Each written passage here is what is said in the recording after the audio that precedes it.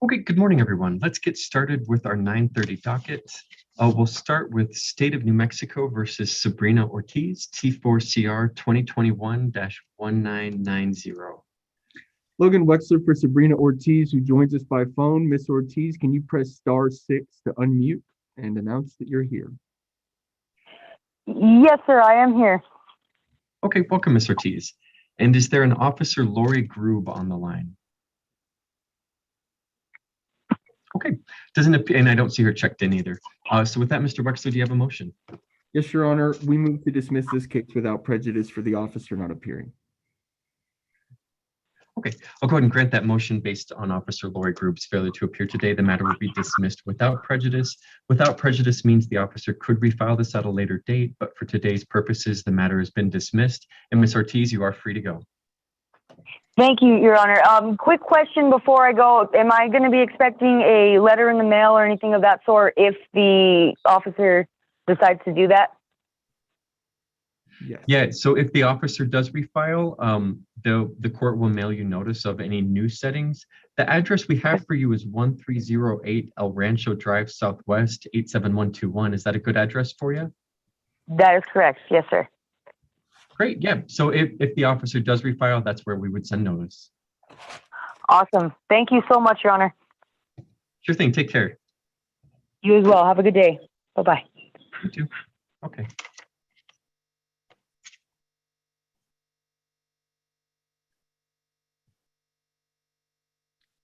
Okay, and with that, let's go on the record in State of New Mexico versus Douglas Muha, T4DW 2017-362. Just return for the state. Don't turn the video on. Don't turn the video. Hi, Your Honor. Logan Wexler for Mr. Muha, along with Elise Funk. Mr. Muha is present here. We just want to make a quick motion in limine related to in-court identification. And I think it's the kind of motion we should make without Mr. Harino present. Deputy. Sergeant. I'm going to move Sergeant Hareno to the waiting room for just a moment. So Sergeant, hang on just a minute. I'll put you in that waiting room, okay? Okay, Okay, and then who is Mike Gonzalez? Your Honor, I'm an officer for the case involving Jonathan Martin.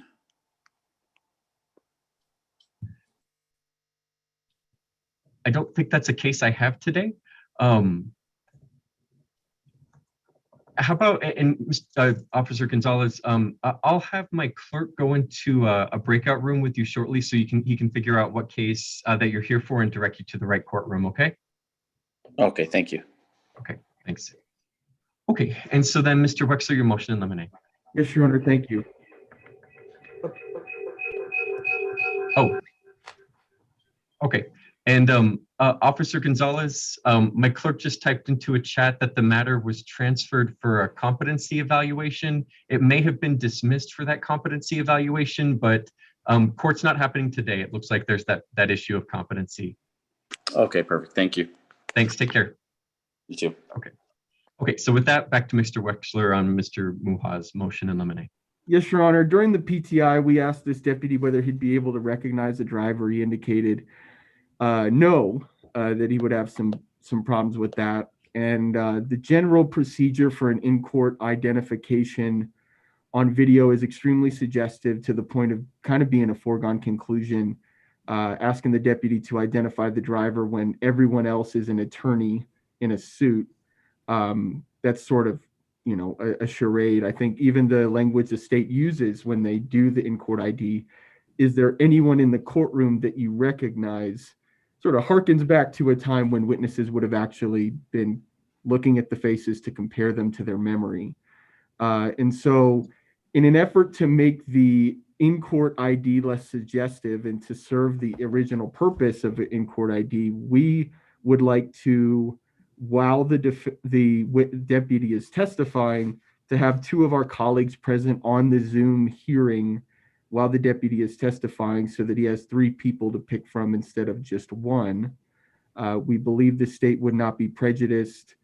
And additionally, having people on the Zoom with us as opposed to just watching the YouTube is a part of the public trial requirement. In State v. Hobbs 2016, NMCA 006 says a public trial is for the benefit of the accused, that the public may see that he is fairly dealt with and not unjustly condemned, and encourages witnesses to come forward while discouraging perjury.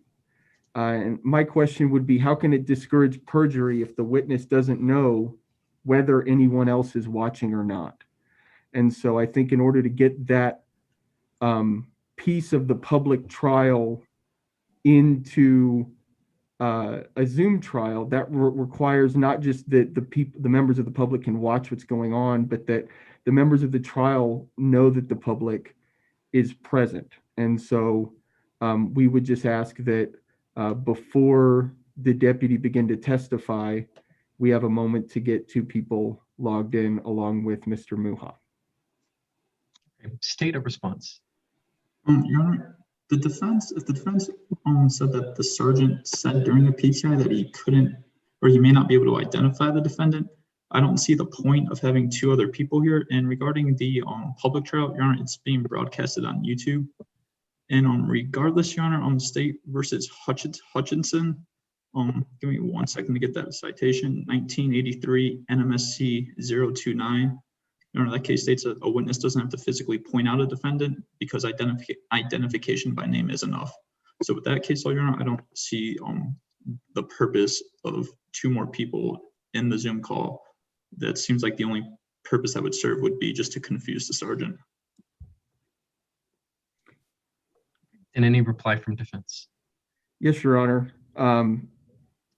You know, the part about it being broadcast on YouTube, that addresses the, you know, that partially addresses what's required for a public trial, but doesn't address the part where having the public watch you makes you less likely to lie. And if him not being able to, you know, saying that he's not going to recognize the defendant, then, you know, I think that makes it all the more important that we make sure that we have the right guy. And, you know, identifying him by name and not pointing him out, that makes sense in a case where this is a deputy that knows Mr. Muha personally, but the only reason he has to know his name is because he identified him that night 4 years ago. So I don't, you know, I don't think this is going to be unfairly disruptive. This is going to be just like it would be if we were in person. And I think this is very, very normal way to do it. First off, as to the matter of whether or not this is a public trial, this is being broadcast on YouTube, so anyone can watch. So I do find that this is a public trial as it exists right now. As to the issue of identity, I'm going to deny the defendant's motion to bring in two other people. The plain and simple fact is, under the Supreme Court order, this is how we are doing trials. Mr. Muha is required to appear by video for this trial. As to identity, if the officer looks at him and doesn't recognize him and can't say that's Mr. Muha, then identity would not be established in this case. But this would happen as if it were in the courtroom where the defendant would be sitting at counsel table. The officer would look at him and say whether or not that's the person he arrested on the night in question. So I'll deny the defendant's motion to bring in other people. I'll deny the defendant's motion to keep Mr. Muha off screen. And I do find that this is a public trial within the scope of the Supreme Court order. With that, are there any other pretrial motions? Yes, Your Honor. The state would move to exclude the defense's exhibit number 1 under 7504B, Your Honor. Your Honor, on April 14th, the defense did send me a copy of the NHTSA manual for all cases going forward. There was no specification as to which cases that would be used for. It was a broad blanket statement that doesn't put the state on notice as to which trials it would be used for. And further, Your Honor, even if the court does find all cases is specific enough, this case was, the defendant was arraigned almost 4 years prior. And in the email, the defense said all cases going forward, and this case began well before that email was sent, which is well in violation of 7504B. And on this past Friday, only 4 days before trial, that was the first time there was any indication that the defense would be attempting to use the NHTSA manual as an exhibit. And like I previously stated, this case was arraigned in March of 2017. So because of the late disclosure by almost 4 years, the state would be requesting that defense's Exhibit 1 be excluded. And defense. Yes, Your Honor. 7504B, in order to show and Your Honor, usually we're on the opposite end of this, where we get something late and the state says, well, the defense isn't prejudiced. They have to show some prejudice by this late disclosure. It's not just a mechanical application of, is it after the date or not? And sometimes we're prejudiced, sometimes the record is voluminous. However, the NHTSA manual from 2018, which every DWI officer has ever used, which every DWI DA has ever used, the state says he doesn't know which cases it's going to be used in. I think you're on notice that it's going to be used in the ones that are DWI cases. And so just by virtue of that date, you raise an interesting point. This is a 2017 incident. Defendant had been in bench warrant status for years, and you submitted a NHTSA manual from 2018. So I think there is this fundamental problem about applicability to this case, right? We would, when attempting to admit this exhibit, we will give the deputy the opportunity to tell us about any changes that were made to the manual, any differences from what he learned in 2017 when he took his refresher in 2019. If there's anything in the manual that he says is different from what he was taught or is different from what he was instructed about, then we will, the state is more than welcome to elicit that on redirect or direct testimony. But the changes in the NHTSA manual have been slight, and that's the only manual that we still have access to. Okay. So parties, I saw last week that the defense had filed that. I'm troubled that defense did not share the full NHTSA manual with the state until just before this trial, given how many years this case has been pending. But the closest analogy I can find is that the NHTSA manual is akin to a learned treatise.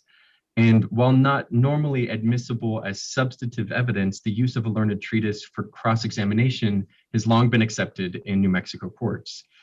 To be used, the learned treatise must be one which the witness recognizes as authoritative on the particular subject, and it may be one which the witness has directly relied upon or simply recognizes as being authoritative. I'm not ready to rule on the admissibility, but I'll let you guys know that in all reality, I'm not inclined to admit the full NHTSA manual as an exhibit in this case. First, given that it wasn't disclosed to the state until just a few days ago. And second is usually that's just used as a tool in cross-examination. And usually Mr. Wexler's done this in previous trials where he reads the content of whatever pertinent NHTSA passage is and then cross-examines based on that. I found that to be acceptable and well taken in the past. I'm a little confused as to why it's the full NHTSA manual would be admitted as an exhibit. I don't know that this witness, being a beat patrol officer, would necessarily be able to lay foundation for the admission of a full treatise. Defense, you can certainly try to do that, but the way you've done it in the past has been perfectly appropriate and well taken in the past. And so that's how I would expect you to use it in this case, but you are free to try and move in any exhibit. I won't rule until you try to lay foundation, but I'll go ahead and tip my hand. I'm not sure that this officer can lay foundation for the admission of the full NHTSA manual, but I'll hear argument at the relevant time on that. Yes, Your Honor. And so then parties, go ahead. And just to relieve the confusion, I think it was, we were doing a lot of research and we came across a case where the linchpin in the appeal was, well, if the NHTSA manual was in evidence, it'd be one way, but it's not, so it's the other way. And so just that's sort of where this all came from as a change from, just using it on cross. So we understand your ruling and we'll proceed accordingly. Okay, you've been very effective with that in the past, Mr. Wexler. So I trust that you'll do the same kind of cross-examination today. Sure. And so then I also saw the state's exhibit list where the state or defense had stipulated, provided that foundation and relevance were adequately established for all three exhibits. So I'll reserve ruling on all three of those and wait and see how the testimony goes there. And there were also two motions to suppress for lack of probable cause, one filed in 2017, one filed in May. So not sure why that happened, but I'll just take it as just one motion to suppress for lack of probable cause, unless there's anything different about the most recent one. Your Honor, different arguments were made, different cases were cited, and the first one was filed quite some time ago. So we wanted to update the court, but it's the same general motion. Okay, all right.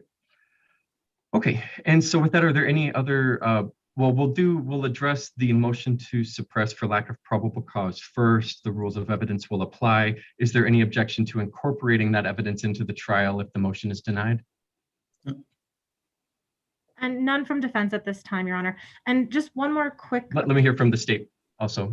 Mr. Richmond, was there any opposition from the state on that? No, Your Honor. Okay, and so then back to Ms. Funk. None from defense at this time, Your Honor. But we would just ask one other quick motion in limine to have the results of the HGN not permitted. Oh. Yeah, it's the standard practice of this court that any scientific results regarding eye movement are not allowed pursuant to the Lasworth case. Mr. Richmond, are you good with that ruling? Yes, Your Honor, but as long as it's only the eye movement. Great. And so then in defense, before we get into it, I do need Mr. Muha to appear on screen. If you guys could turn that on. There we go. Okay. And with that, we'll start with the probable cause motion. I've reviewed the motion and response, or both motions and the response. Is there any opening argument regarding the motion? I'll start with the moving party defense. Yes, Your Honor. Any opening statement regarding the motion? Yes, Your Honor. I'll begin now. Okay. So Mr. Muha, Douglas Muha, is a veteran of the U.S. military. He jumped out of planes for a living. Every jump he took a toll on his body. Parachute can only slow you down so much. And so lots of things cause him pain. The field test caused him pain. He told that to the deputy. The deputy, acknowledged it and sort of blew right past it. He ignored his training about how these tests are not validated for people with injuries, with back injuries, leg injuries, says it right in the book. But he went ahead and arrested him based partially on that. After giving those tests, he administered alternative tests, which are not standardized. That means that you can't say, well, 2 mistakes means you're almost drunk, 3 mistakes means you're fully drunk. They're just things that people look at and make guesses about. So one of the alternative tests he aced completely. The other one he got 99% correct. And the other is entirely subjective and not probative without a video. It's really going to be the deputy rewriting his memory from the belt tape instead of actually testifying from memory. He's going to, read the police report and sort of rebuild, like the movie Inception, rebuild the memory in his mind about what Mr. Muha's fingers did. And so that is really going to be all you're going to hear. There's no slurred speech. He sounds normal. He interacts with the officer in a very normal way. It's going to be a case of, so why again did he get arrested in the first place? And so while you're watching this trial, we would ask you to remember there is no video, and this is from 4 years ago. And so every time the deputy says, I observed, whatever comes after that, you need to be looking for memories that tend to morph over time or can be suggested by other things that happen in the interim. And so from the evidence you will have, what you can rely on, it'll show that he was not intoxicated and that probable cause did not exist at the time of arrest. And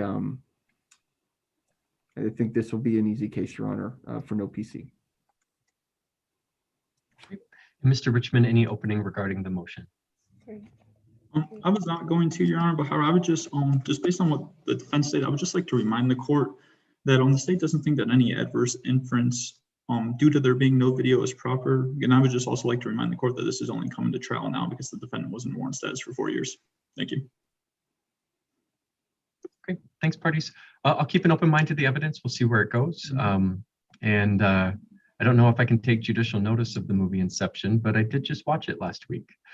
So with that, we'll go ahead and admit Sergeant Jareño into the main room for testimony. Thank you, Your Honor.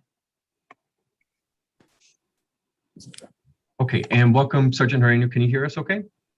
Yes, Your Honor. Okay, we're going to address the motion to suppress for lack of probable cause. When defense files those motions, the burden shifts to the state. And so, Mr. Richmond, please call your first witness. The state calls Sergeant Jareño to the stand. And Your Honor, Okay.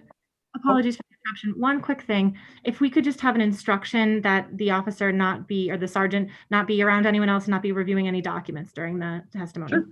Yeah. Okay, and Sergeant Jareño, first let me swear you in. Could you please raise your right hand? Do you swear and affirm that the testimony you give is the truth, the whole truth, and nothing but the truth under penalty of perjury? I do. Okay.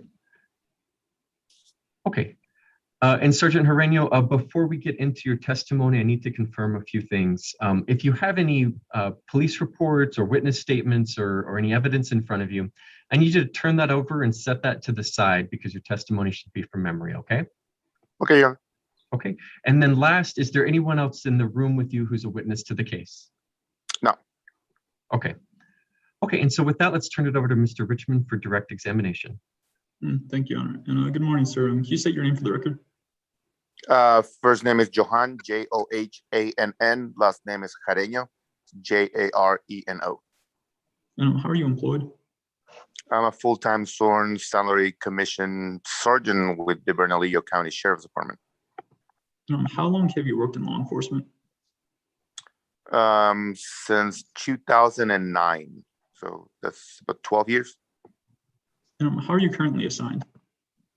I'm currently the sergeant of the Metropolitan Air Support Unit. And were you on duty on February 23rd of 2017 around 1:47 a.m.? Yes. And what were your duties on that date? I was at that time assigned to the DWI unit and we're conducting patrol. And what were you wearing on that date? My uniform of the day displaying my badge of office. And what were you driving? Fully marked patrol unit. Did you contact anyone on that date and time that you see over Zoom today? Let me scroll the screens down.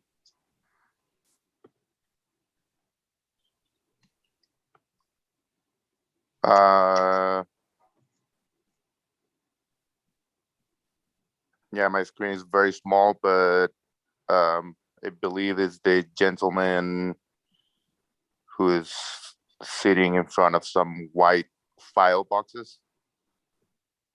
And can you describe what that individual is wearing? Yeah, I'm trying to figure this out. This kind of small screen. Some dark color button-up shirt. I don't know if it's gray or dark green or dark, like a dark gray. All right, thank you, sir. And Your Honor, may the record reflect that Sergeant Jareño has identified the defendant? The record will so reflect. Thank you, Your Honor. And Sergeant, where did you contact the defendant? It was on Pan American Freeway, which runs parallel to Interstate 25. And if I remember correctly, it was between Osuna and San Mateo on the northbound lanes. And what city, county, and state is that in? The city of Albuquerque, County of Bernalillo, State of New Mexico. And why did you contact the defendant?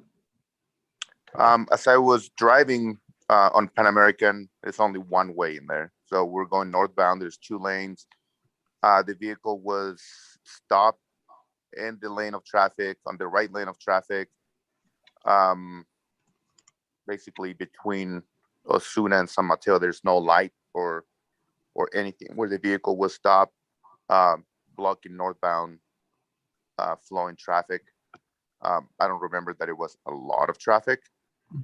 Maybe it was about 1 or 2 vehicles in front of me. They had to switch lanes, so I stayed on that lane. I engaged my emergency equipment and performed a traffic stop in the vehicle for blocking traffic initially. And upon your contact, did you make any observations of the defendant? Yeah, I made contact with the defendant. I approached the vehicle. I identified myself. I informed him the reason for me engaging my emergency equipment. He said that he had to pull over because his friend was about to get sick. And during that very brief interaction, I was able to smell an odor of alcoholic beverage coming from his breath, as well as bloodshot watery eyes. And did you make any observations regarding the defendant's speech? Initially, that it was slightly slurred, which later on it was to me to be a slurred speech. Right. And was the defendant, or where was the defendant located when you contacted him? Like In the where driver's physically in the car? Oh, In the driver's seat. all right, thank you, sir. And did he say why the passenger couldn't drive? Objection assumes the fact, not an evidence, that the passenger couldn't drive. I'm going to overrule the objection. He can answer the question. I don't remember any mention of the passenger not being able to drive. If I remember correctly, he only stated that, like I said before, that he had to pull on the he had to pull over because the passenger was about to get sick. All right, thank you, sir. And did you observe the defendant drink anything upon your contact with No. him? And did the defendant have the car's hazards on? No. And did the defendant initially say if he had anything to drink? He said, I asked him and he said no. And after the defendant denied drinking, did he then right after reaffirm his denial? After I asked him again, he stated he had 1 beer. Okay. And did the defendant say where he was coming from? I do not remember. Now, based on your initial observations of the defendant, what did you do next? I asked him to exit the vehicle to submit to perform a series of the standardized field sobriety tests. Prior to that, did you have the defendant conduct any test from his vehicle? I conducted a pre-exit fitted HEN. And for the defendant to do that test, did he have to reposition himself in the car? Yeah, I asked him to face towards the window to put his hands on the frame of the window. So he was basically squared up looking towards me. And when he did so, were you able to reconfirm any of your prior observations? More than anything, that the odor of alcoholic beverage was very evident that it was coming from his person and not from the general inside of the vehicle. And after the pre-exit HGN, was this when the defendant admitted to drinking 1 beer? Yes, so I asked him before I conducted the pre-exit seated HEN, and because of my observations and the odor of alcoholic beverage coming from his person, that's when I asked him the second time if he had anything to drink that night. And this is the second time. This is when he stated that he had 1 beer. And did the defendant say when he started drinking? I don't remember, and I don't believe I asked him. Okay, sir. Did the defendant know when he stopped drinking? Objection as to what defendant knew. Okay, I'll rephrase, Your Honor. I'll sustain the objection. Please rephrase. Sergeant, did the defendant state when he stopped drinking? I don't remember.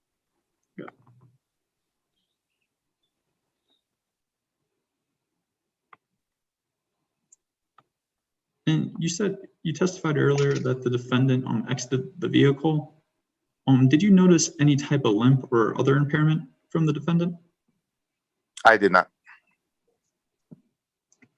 And at this point, what was the next step in your investigation? I verified that he was not eating, chewing, smoking, or drinking anything prior to beginning any of the tests.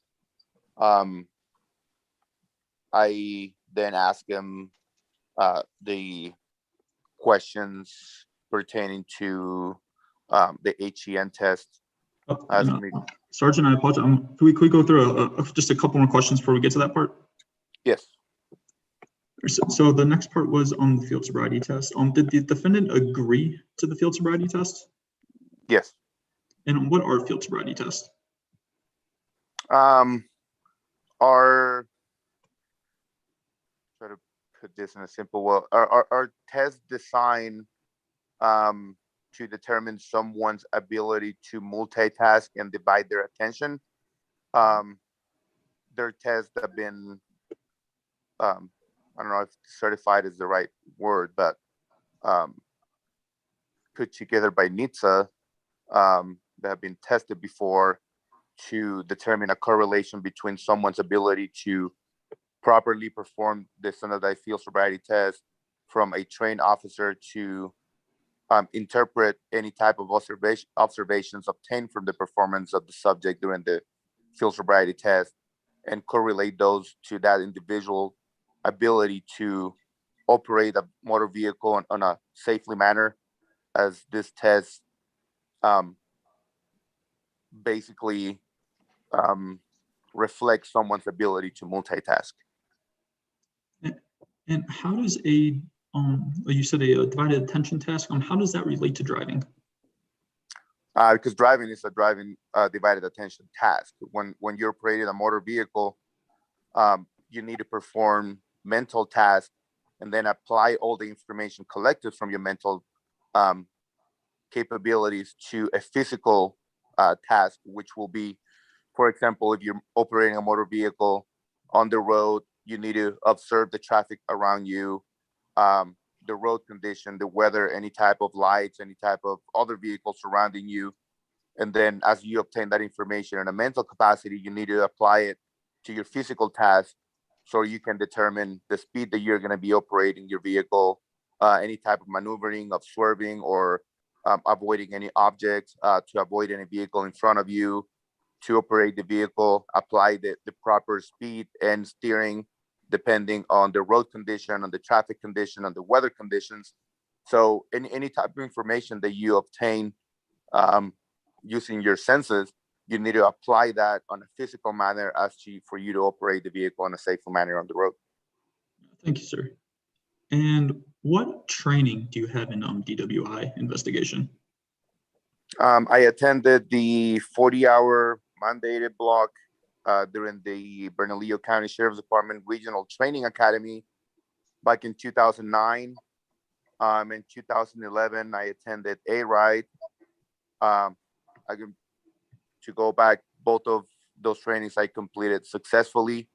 The 40-hour training at the academy was part of classroom, as well as a full day of a wet lab, which is where regular civilians, non-sworn personnel are brought into a control environment.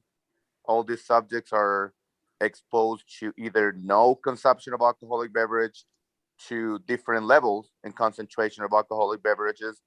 and we are to accurately and properly perform field sobriety tests on the subject and properly able to determine which one of these subjects, based on the observations of their performance and the interpretation of the observations that we have, to determine if these people will be under the influence or not. I successfully completed and identified all the subjects that were under the influence during that portion of the training. Then again, 2011, I attended ARIDE, which stands for Advanced Road Impaired Driving Enforcement. I completed that training successfully. In 2011, I attended DRE. I completed that training successfully.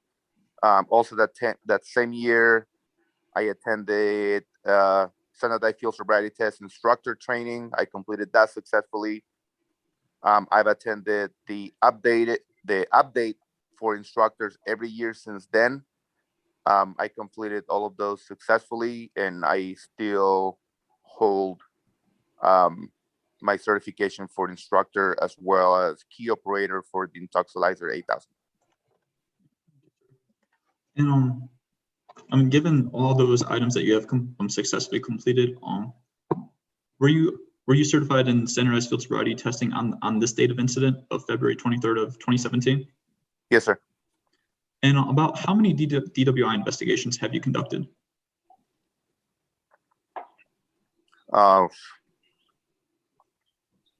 Probably maybe over a couple of thousands, maybe between 2,000 to 3,000. And of all the 2,000 to 3,000 individuals that you have investigated, have you arrested each and every single one of them? No. Why not?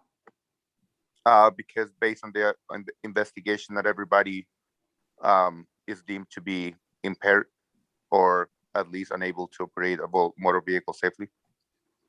Thank you, sir. And for this case, can you describe where the field sobriety tests, where they were conducted? They were conducted on the road, on the right lane of traffic, which was a well-lit, paved, level surface free of debris. Okay. And what was the first test? The HGN, which is the horizontal gaze nystagmus. And what instructions did you give for this test?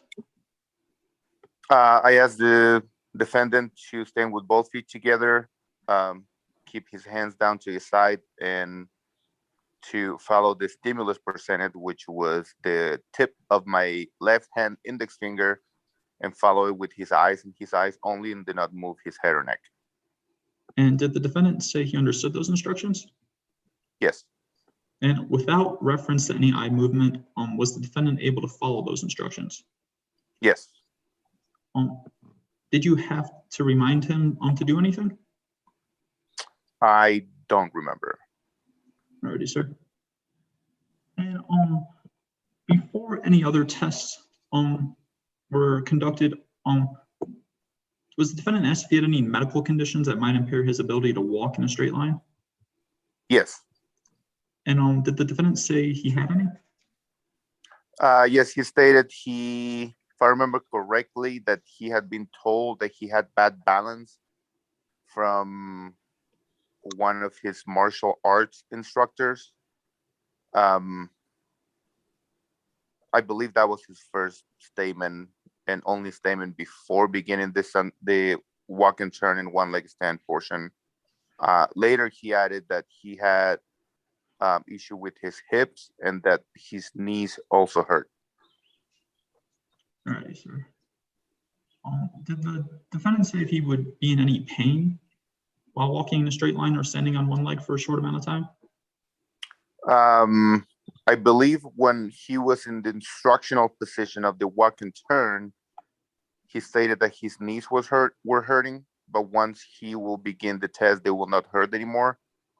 But once he began the test, he stated that he was in a lot of pain, so the test was not completed. Let's back up just for a second. What instructions did you give for the walk and turn? I asked him to place his left foot on the ground and his right foot directly in front, touching the toes of his left foot to the heel of his right foot, put his arms down to his side and remain in that position. Do not move until he was told to do so. And what instructions did you give for the walking and turning portion? Once he was instructed to begin the test, he was to take 9 heel-to-toe steps along a straight line, imaginary or painted, maintaining his arms down to his side and looking down at his feet. Once he reaches his 9th step, he's to leave his front foot planted on the ground, and with his other foot, take a series of small steps to turn around. And once he completes the turn, he is to take another 9 heel-to-toe steps back towards where he began on a heel-to-toe manner, keeping his arms down to his side, looking down at his feet, and counting each steps out loud during the entire test. And once he begins the test, he cannot stop until he has completed the test. All right. And when you were in the DWI unit, or even any DWI investigations you do now, are those the same instructions that you always use? Yes. And did the defendant state that he understood those instructions? Yes. And did you demonstrate this test? Yes. How so? I adopted the same instructional position. I took 3 steps to demonstrate instead of the full 9. I advised him that I was taking 3 steps each direction for demonstration purposes instead of 9. I demonstrated and performed the turn, and I took the 3 steps back instead of 9. And what clues do you look for on the walk and turn? There's 8 clues if the subject loses balance during instructions, if he begins too soon, if he misses heel to toe, raise his arms to balance more than 6 inch, if he performed the wrong turn, if he stops while performing the test, if he steps offline, or if he takes the wrong number of steps. And before the defendant, so you mentioned a little bit something about the defendant's knee. We'll get to that in just a second. But before the defendant started the walking part, did he now for the first time complain of any pain that he didn't state before? Yeah, like I said, when he adopted the instructional position, he added that his knees were hurting, which was not a statement that he had made before. He had mentioned that he had bad balance, but if I remember correctly, this was the first time that he mentioned that he had a pain or a medical condition with another body part other than bad balance. All right. Did the defendant say if it would cause any pain to his knee for him to do the test?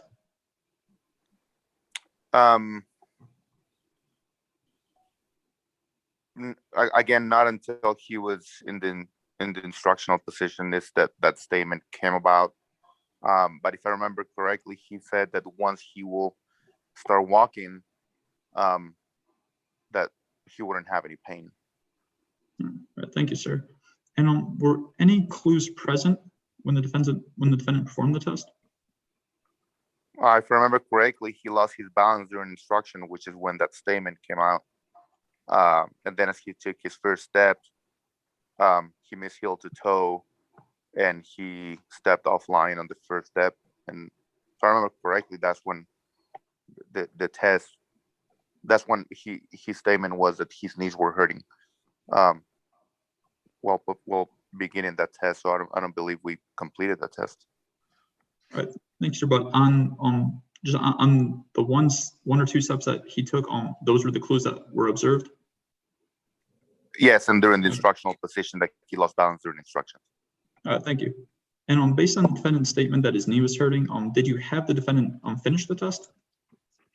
I don't believe so. All right, thank you. And what was the next test? The one leg stand. And what instructions did you give for that test? To stand with both feet together, to keep his arms down to his side, and to remain in that position until he was advised to do otherwise. And once he's told to begin the test, he's to raise one foot of his choice, approximately 6 inches off the ground, keeping the bottom of his elevated foot parallel to the ground. approximately 6 inches, which is about the height of a soda can. Keeping both legs straight, arms down to his side, and he's to maintain eye contact with his elevated foot and count by thousands. And he's giving an example of how he has to count by thousands. And that's it. And are those the same instructions you always use for the one leg stand? Yes. Did the defendant say he understood those instructions? Yes. Did the defendant say if he could do the test? I don't remember. Okay, sir. Did you demonstrate the test? Yes. How? I adopted the same instructional position. I raised one of my foot. I kept the bottom of my elevated foot parallel to the ground with both legs straight, arms down to my side. Made eye contact with my elevated foot, and I gave the example of how to count by thousands. And what clues do you look for on the one leg stand? There's 4 clues. If the subject sways while balancing, if he uses his arms to balance, if he hops, or if he puts his foot down. And were any of those clues present when the defendant performed the test? Again, I don't remember off the top of my head. As it's been 4 years since this incident. And would anything refresh your memory? Yes, my report. Right. Your Honor, may I refresh the sergeant's our memory with his report? Sure. Okay. Let me step to the side. I've got to drop a file off with Andrea anyway, so just shout out real loud when his memory's refreshed. Okay. All right. Thank you, Your Honor.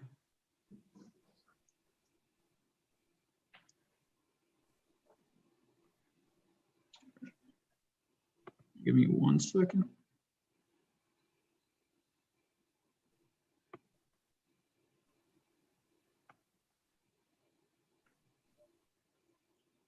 Sergeant, can you see my screen? Yeah.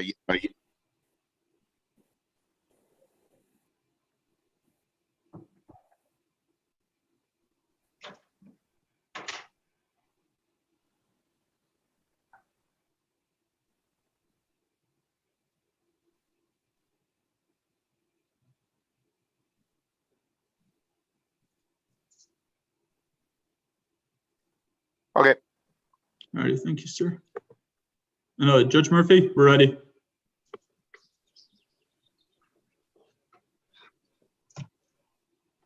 Okay. Please continue, Mr. Richmond. And Sergeant, did the were any clues present when the defendant performed the test? Yeah, as soon as he raised his foot, he began hopping immediately, and he said that he was in a lot of pain. So the performance of that test would stop as well. Okay. And did the defendant say what was causing him pain, or was it pain in general? I don't remember if he specifically, he might have, I just don't remember, or I didn't note it on my report. Alrighty, sir. And when the defendant said he was in pain, do you recall if his voice reflected any type of pain? I don't remember. Do you recall if the defendant grimaced or did anything else that showed pain? I don't remember. Okay. Were any more field sobriety tests given? Not standardized, but yes, I had him perform some alternate tests. And why did you administer alternatives? Well, based on the fact that I had to stop 2 of the tests because the fact that the defendant stated he was in pain, because alternate tests, even though they're not standardized per NHTSA, there's still tests that we can use, that I've used and that I've actually been trained on when I have attended ARIDE or DRE courses, that they can also be indicative based on the administration of those to assist on a determination based on the totality of the investigation if the subject is able to operate a vehicle safely.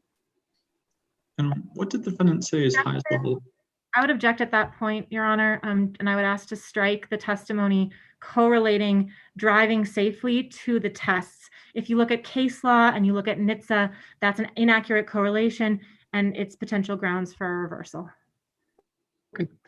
And Mr. Richmond, any response?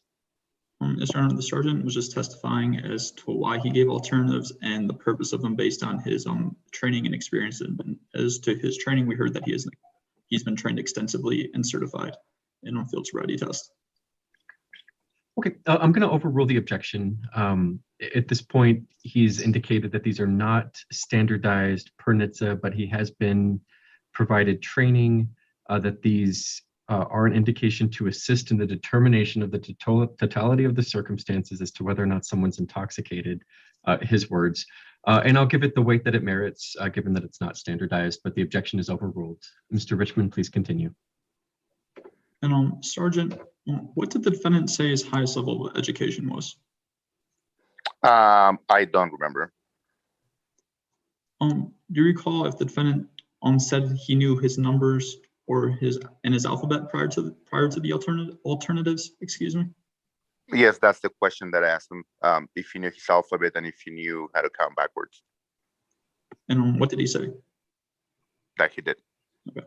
And what was the first alternative test? I asked him to count backwards, beginning with number 47 and stopping at number 32. And did the defendant complete this test as instructed? He did begin at 47. He did stop at 32, and I believe he skipped number 44. All right. And what was the next alternative test? I asked him to recite his alphabet, beginning with the letter J, stop at letter Y. And did the defendant complete that test as instructed? He did. Right. And what was the next alternative test? It's called finger dexterity. And prior to this test, the defendant state if he had any issues with his hands? I don't believe so. I believe he made a statement after. And what instructions did you give for this test? I instructed and demonstrated the test. I placed one hand in front of me with the palm facing up, and I demonstrated how to perform a sequence as well as counting, and it's by touching every fingertip from the pinky to the index finger with the very tip of the thumb of the same hand on a proper sequence, and how to count 1, 2, 3, and I'm going to show it. It's 1, 2, 3, 4, 4, 3, 2, 1, and that's considered to be one sequence. He is to do 3 sequences for me. And with that demonstration that you just gave us, did you do that as well while Yes. instructing? Yes. And was the defendant able to follow this test as instructed? He was not. He performed a wrong sequence, and he didn't perform the correct count as he was making the passes. And can you elaborate just a little bit on what he did? And He didn't follow the proper sequence, as it was 1, 2, 3, 4, 4, 3, 2, 1. He performed, if I remember correctly, the first pass properly, but then he missed the sequence count with his fingers on his way back, and then none of the other 2 passes was following the proper finger touch sequence. all right, thank you, sir. And after this alternative test, did the defendant again for the first time bring up any other medical issues? Yeah, he stated that he suffered from severe arthritis. Now, are your legs something that you use to walk and stand on? I'm sorry, what was that question again? Are your legs something that you use to walk and stand on? Yes. Is that a medical condition that would affect someone's ability to walk in a straight line or balance on one leg? Objection. He's not a medical expert and can't testify to what would affect someone's ability to do whatever. I'm going to overrule the objection. He can answer the question, but it doesn't seem to have much to do with the finger dexterity tests. Not sure it's relevant, but on the objection stated, I'm going to overrule. And Your Honor, did you hear the sergeant's answer? No. And Sergeant, can you just repeat your answer one more time? I say yes. And when the defendant stated if he had conditions that would affect his ability to walk in a straight line or balance in one leg, did he mention anything about arthritis? He did not. And did the defendant say if he had any issues with his speech? Yes, I asked him if he had an issue with his speech. He said no. I asked him if he's usually slurred, and he said yes. And after the defendant said his speech was normally slurred, then did he then say if he had any impediment or issues with his speech? He did not. And at this point in the investigation, what opinion did you form about the defendant's ability to drive safely? That he was not able to operate a motor vehicle safely, and I placed him under arrest for driving under the influence of intoxicating liquor and/or drug. All right, thank you, sir. And Your Honor, may I play a few seconds of State's Exhibit 1 in order for it to be authenticated? Yes, go ahead. All right, thank you, Judge.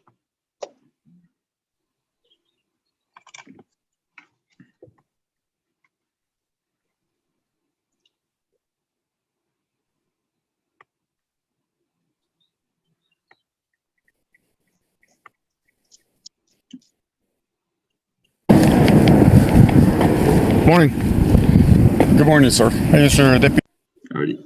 And Sergeant Herrera, do you recognize what you just heard? Not yet, because I think the only part says good morning. And Alrighty, sir. I will play. Your Honor, may I play a few more seconds? Yes. Okay. Thank you. Cadena Bernalillo County. I'm sorry, what was the 20? Driver's license, registration, insurance, please. Where's your?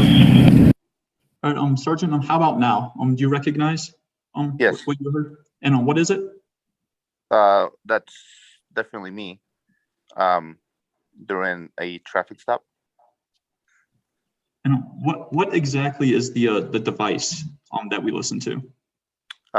It's a digital voice recorder. And what is that? What is that called for BCSO? Bell tape. Yep. And whose is it? Yep, as leading the witness. That's not a question, so the objection is overruled, Ms. Funk. Mr. Richmond, please continue. And Sergeant, whose bell tape is that? Mine. And how do you know it's yours? Once because of my accent, and two because I say, good morning, I'm Deputy Jareño, I'm the only Jareño in the department. And is this bell tape in the same or substantially same condition as it was on the date of incident? I will sure hope so. I mean, I haven't listened to the entire recording, so I will assume so. From what you could tell from the portion that you have listened to, is that in the same condition as it was on the date of incident? Yes. And Your Honor, the state moves to admit State's Exhibit 1 into evidence. Okay, defense, any objection? Yes, Your Honor, if I could just have a minute to speak with co-counsel, please. Okay. Okay.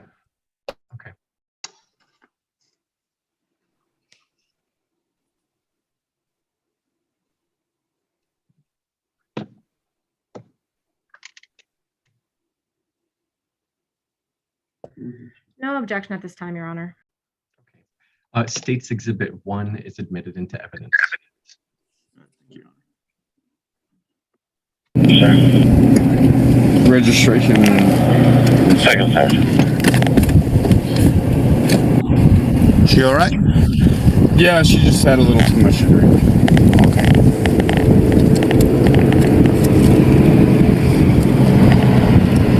This is her vehicle, by the way. Okay.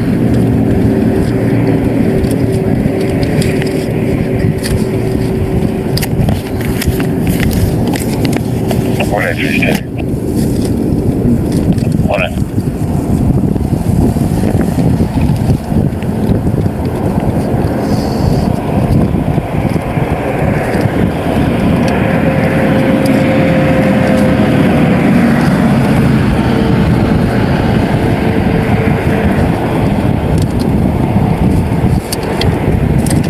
I can see your driver's license.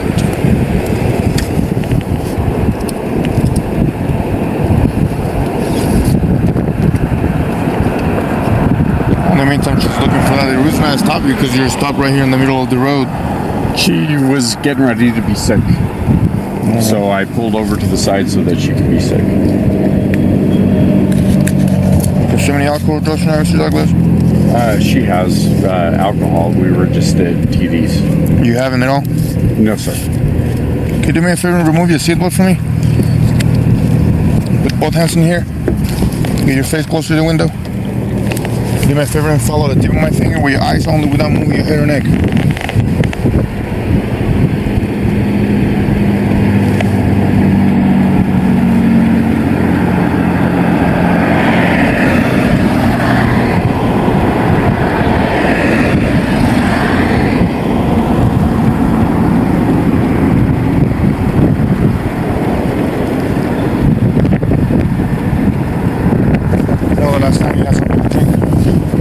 I did have a beer while I was at the club, sir.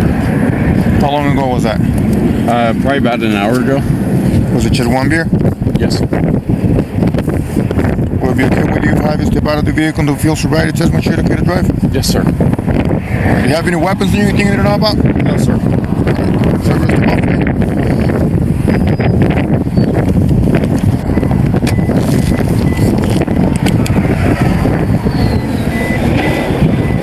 Stand right there behind your vehicle. No weapons, no nothing? No, sir. It's okay if I check? Yes, sir. Right. If you really want to face your car, put your hands right here behind your back. Small your back. Spread your feet. No pocket knives, no nothing? No. I do have a pocket knife on me, I believe. Just tell me where's that and then... I believe it's in my cargo pocket. I might have taken it out earlier, though. Military? Former, yes, sir. Thank you for your service, sir. I didn't actually serve in the U.S. Alright, my favorite, stand right here. Get here where the light is. Stand right there for me, give me a minute.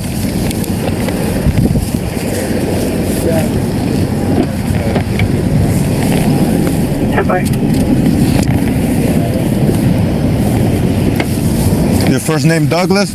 Yes, sir. Mr. Douglas, you want to face me? Stand with both feet together, make sure you're touching each other. Keep your hands onto your side. Are you eating, chewing, smoking, or drinking anything right now? No, sir. Open your mouth for me. Lift up your tongue. So you don't have anything, is that fair? Yes, sir. Have you ever been diagnosed with natural nystagmus on your eyes? Yes, sir. Was it nystagmus? Yes, sir. Was it stigmatism? No, it was this nystagmus. You know, what is it? What do they tell you when they diagnose you with that? Basically that my eyes would bounce like if I was too far over to the side. How long ago were you diagnosed with that? Like 6 years ago. Did you wear contacts? No, sir. Did they prescribe you anything for it? No, sir. When are you going to need to follow a very tip of my finger at all times with your eyes and your eyes only without moving your head or neck, okay?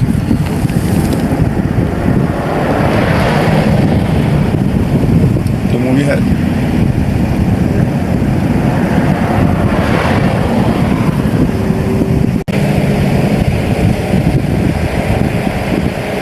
Mr. Douglas, do you have any type of medical condition in your back, legs, anything that will prevent you from walking in a straight line? I do have scoliosis, sir. Okay. Will that prevent you from walking in a straight line? I don't know, to be honest with you. What about standing on one leg for a short period of time? I do have a bad balance, sir. Okay. Was it diagnosed with bad balance or? I don't know. I just know that I've always had a problem with standing on one leg, even when I took martial arts. That was one of the things that got pointed out to me. Okay. Does it cause you any pain to walk in a straight line or standing on one leg for a short period of time? No, sir. All right. Do you see this white line in front of you right Yes, here? sir. Need you to face that line. Are you comfortable with those shoes? Yes, sir. Because what I need you to do, I need you to place your left foot on that white line. And now place your right foot directly in front, touching heel to toe. Keep your hands onto your side. And remain in that position while I give you instructions and not move until I tell you to do so. You understand that? Yes, sir. Does that cause you any pain? A little bit in my hip, sir. Are you in pain right now? It starts causing me a little bit of hip pain as I start to move my hip, or as I try to control my balance, sir. Does it cause you any pain when you're walking normally? No. Okay, but this is it causing you pain right now? Not right now, sir. Okay. When I tell you to, is if it causes you any pain at any point, just let me know, okay? Okay. When I tell you to, you're gonna take 9 heel-to-toe steps along that straight white line. Okay. Touching heel to toe. At the end of your 9th step, you're going to turn around on a manner that I will show and explain to you. And once you complete that turn, you're going to take another series of 9 heel-to-toe steps along that same line. Yes, sir. Do you understand so far? Yes, sir. Okay, remain in that position. I'm gonna show you how to do this test, okay? This is how you're standing right now, right? Yes, sir. You're gonna do this, watch me. 1, 2, 3. I took 3, you're gonna take 9 heel-to-toe steps. Yes, sir. At the end of your 9th step, pay attention, you're gonna leave your front foot planted on the ground. Go back to that position as part of the test. Go back to that position, sir. Yes, sir. You're gonna leave your front foot planted on the ground with your other foot. You're gonna turn yourself around, give them small steps like this. And once you complete the turn, you're gonna take another series of 9 heel-to-toe steps along the same line. 1, 2, 3. I took 3 heel-to-toes each direction. You're gonna take 9 each direction. Do you understand that? Yes, sir. Okay, during the entire performance of the test, keep your hands down to your side, look down at your feet and count your steps out loud. And once you begin the test, do not stop until you have completed the test. You understand that? Yes, sir. Do you have any questions? No, sir. Are you in pain right now? A little bit, sir. My knee is starting to really hurt. Do you have issues in your knee too? Yes, sir. Okay, if it causes, is it going to cause you any pain, you think, during this test? No, once I start moving, but because you have required me to stay in this position. Okay, so once you start, you'll be all right? Yes, sir. All right, go ahead and begin whenever you're ready, sir. 1. Oh, are you okay? No, my knee actually hurts considerably. Okay, so I'm not going to have you do this because I don't want you to be in pain. Turn around, face me. Yes, sir. So we both feet together again. I'm going to explain this test and show it to you, and then you can tell me if you can perform it or not, okay? When I tell you you're going to raise one foot, whichever you want, right or left, completely up to you, approximately 6 inches off the ground. You know how much is 6 inches? Yes, sir. Okay, it's approximately the size of a soda can, right? Yes, sir. You're going to raise it like this. You're going to raise it in front of you. You're going to point your toes forward so the bottom of your foot is parallel to the ground. Keeping both legs straight, hands onto your side. You're going to look at that elevated foot and count by thousands. 1001, 1002, 1003, 1004. You're going to keep counting up until I tell you to stop. Yes, sir. Do you believe you can perform that test? I certainly hope so, sir. All right. Any questions? No, sir. I'll tell you when to begin, okay? How long am I counting for, sir? Until I tell you to stop. Okay. Go ahead and begin, sir. 1001, 1002, 1003, 1004, 1005, 1006, 1007. Oh, are you 1007. Are you okay? No, I am in a lot of pain. All right, I'm not going to have you that if you're going to be in a lot of pain, okay? Mr. Douglas, what's the highest degree of education you have completed? You can relax. College, sir. College? Yes, sir. So we fair to say that you know your ABCs? Yes, sir. Will be fair to say that you know how to count between 1 and 100 in a consecutive order? Yes, sir. So what I need you to do, I need you to count backwards, begin with the number 47, stop on number 32. Yes, sir. 47, 46, 45, 43, 42, 41, 40, 39, 38, 37, 36, 35, 34, 33, 32, sir. I need you to recite your ABCs, begin with letter J, stop at letter Y. Nothing before J, nothing after Y, whenever you're ready. J, K, L, M, N, O, P, Q, R, S, T, U, V, W, X, Y. Do you have an issue with your hands? Not that I'm aware of, sir. All right, so what I need you to do. These are the very tip of your fingers. These are the pads. Yes, sir. Do we agree on that? Yes, sir. So what I need you to do. You're going to do 1, 2, 3, 4, 4, 3, 2, 1. That's one set. I need you to do 3 of them. I'm going to show them to you, okay? 1, 2, 3. Don't do it yet. I'll show you first. 1, 2, 3, 4, 4, 3, 2, 1. You're going to do that 3 times. Any questions? No, sir. With just one hand? Whichever hand you want to choose, sir. So starting with 1. Yep. 1, 2, 3, 4, 4, 3, 2, 1. 1, 2, 3, 4, 4, 3, 2, 1. 1, 2, 3, 4, 4, 3, 2, 1. Why is it you have an issue? That you say you have an issue with balance?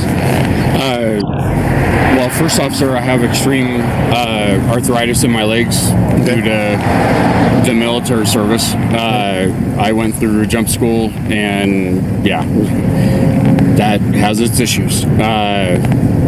But I have always had a slight issue with balance, sir. Do you have an issue with your speech? Not that I'm aware of, sir. Is it usually your speech is slurred or thick? Yes, sir. So that's usually how you speak? You don't have Yes, any sir. speech impairment? Not that I'm aware of, sir. All right. How long ago were you consuming these beers? I would say about an hour ago, sir. At what time do you start drinking? I'm not sure what time it is now, so I would not be able to tell you specifically. Not even at what time you started drinking? No, sir. You don't remember either at what time you stopped drinking? No, sir. I know it was about an hour ago based on just my internal clock. And how many beers was that? Just one, sir. She was the drinker for the night. So this is her vehicle? Yes, sir. Okay. I mean, sir, I really want you to understand it's like I truly don't want a DUI. If you do not believe that I am capable of driving, then I will take the next exit, I will pull off, and we will both wait until such a time as that whatever needs to occur. I'm not interested in a DUI. I'm not interested in any kind of a criminal record whatsoever. My main concern is getting her home safe and sound. Okay. When you say that this is a pretty unsafe place to be parking? I'm sorry, sir. When you say that this is not a safe place to be parking? Yes, sir. She was getting ready to throw up. That's the only reason why it was that I pulled off to the side. Okay. Maybe using your hazard flashers or I anything? literally just pulled over when you turned on your lights. And as soon as you turned on your light, I could have swore that I actually turned on the hazards. I don't know her vehicle, though. So you're not her vehicle, but you think that you turned on the hazard? I thought there was a hazard lights on the dash that I hit the button for. Can you do me a favor and face your vehicle for me? Spread your feet for me. Put your hands right there on the small of your back. Relax your hands, okay?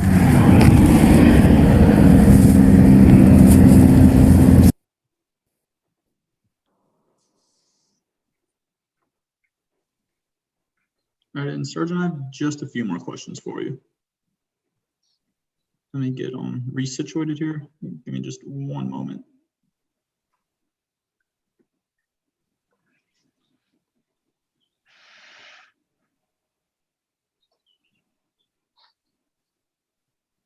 Alrighty, and Sergeant, now that we have heard the bell tape, did the defendant say when he started drinking? If I heard correctly, he said he didn't remember. And did the defendant say how he knew when he stopped drinking? I just remember the mention of about an hour ago, but I don't remember. I think he said that he didn't remember the specific time because he didn't know what time was now at the time of the incident. And he didn't, the defendant, kind of gonna rehash what you just said. Did the defendant know the time when he said he stopped drinking an hour ago?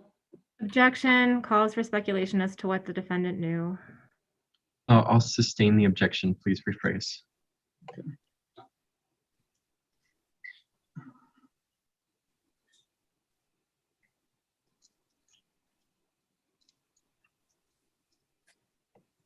Did Sergeant, did the defendant make any reference to some type of clock? His internal clock. And do you recall what he said regarding that? I don't. I just remember, unless I heard wrong, that it was about an hour ago, but he didn't know what time was now, but he knew it was about an hour ago based on his internal clock. Right. Thank you, sir. And even though he had the internal clock, did the defendant say when he started drinking?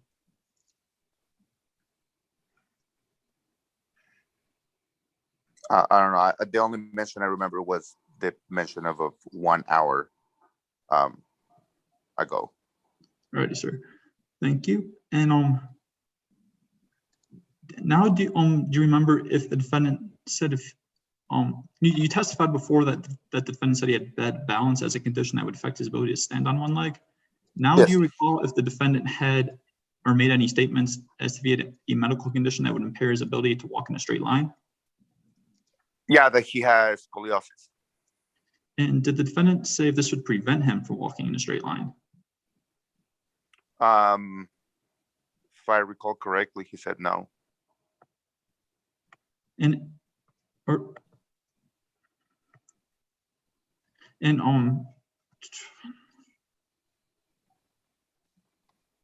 do you recall the his exact answer, as if he said no or if he said he didn't know? I don't recall the exact answer. No. Right. Your Honor, may I replay a specific portion of the bell tape? And at this point, Your Honor, I would object. This is cumulative. The objection's overruled. It's been admitted into evidence. The state is free to use the evidence how they see fit. All right, thank you, Your Honor. Give me one moment to bring up the right part, please.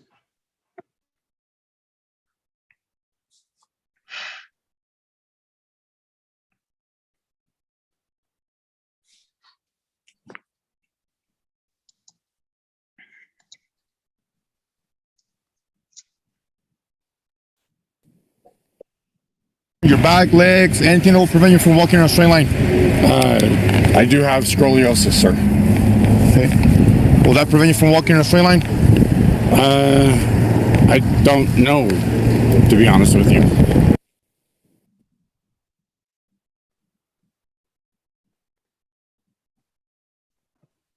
Oh, were you guys able to hear the bell tape? I had myself on mute. I don't know if that affects anything else. Yes, Oh, it alrighty. played on court audio and is part of the record.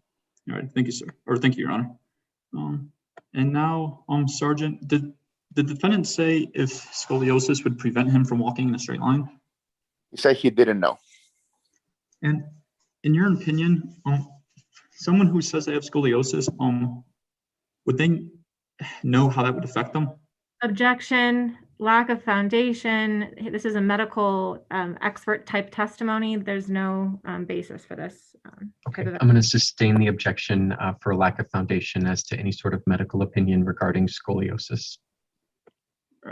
Okay, Your Honor. And Sergeant, was scoliosis and bad balance the only two items or the only two conditions that he said that would affect him on the walking and turning or bouncing on one leg before the standardized field sobriety test? Yes.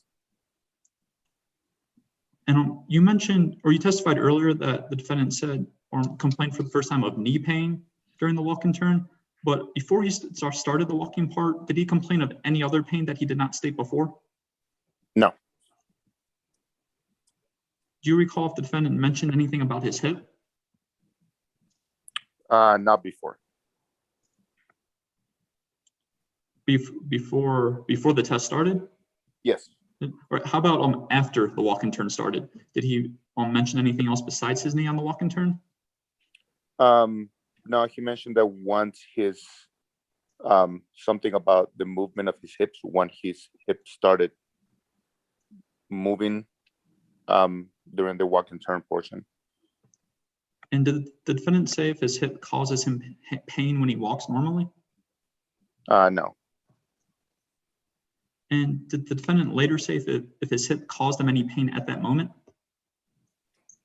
I don't believe it was the hip. I think it was still the knee.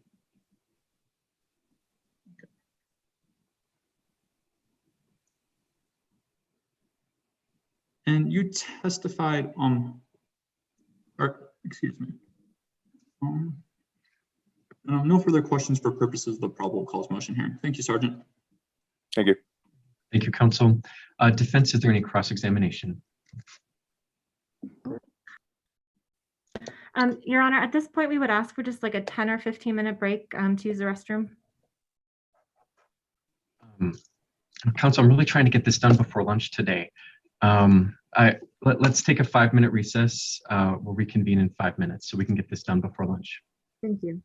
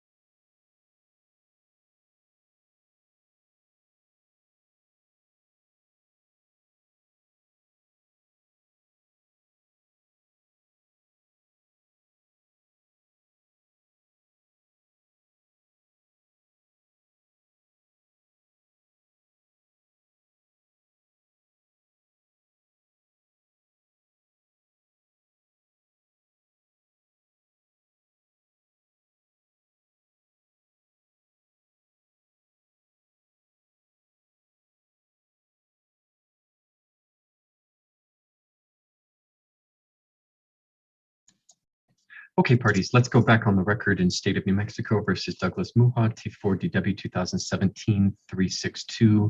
I see all of the parties are present, so let's continue with cross-examination regarding the motion to suppress. Yes, thank you.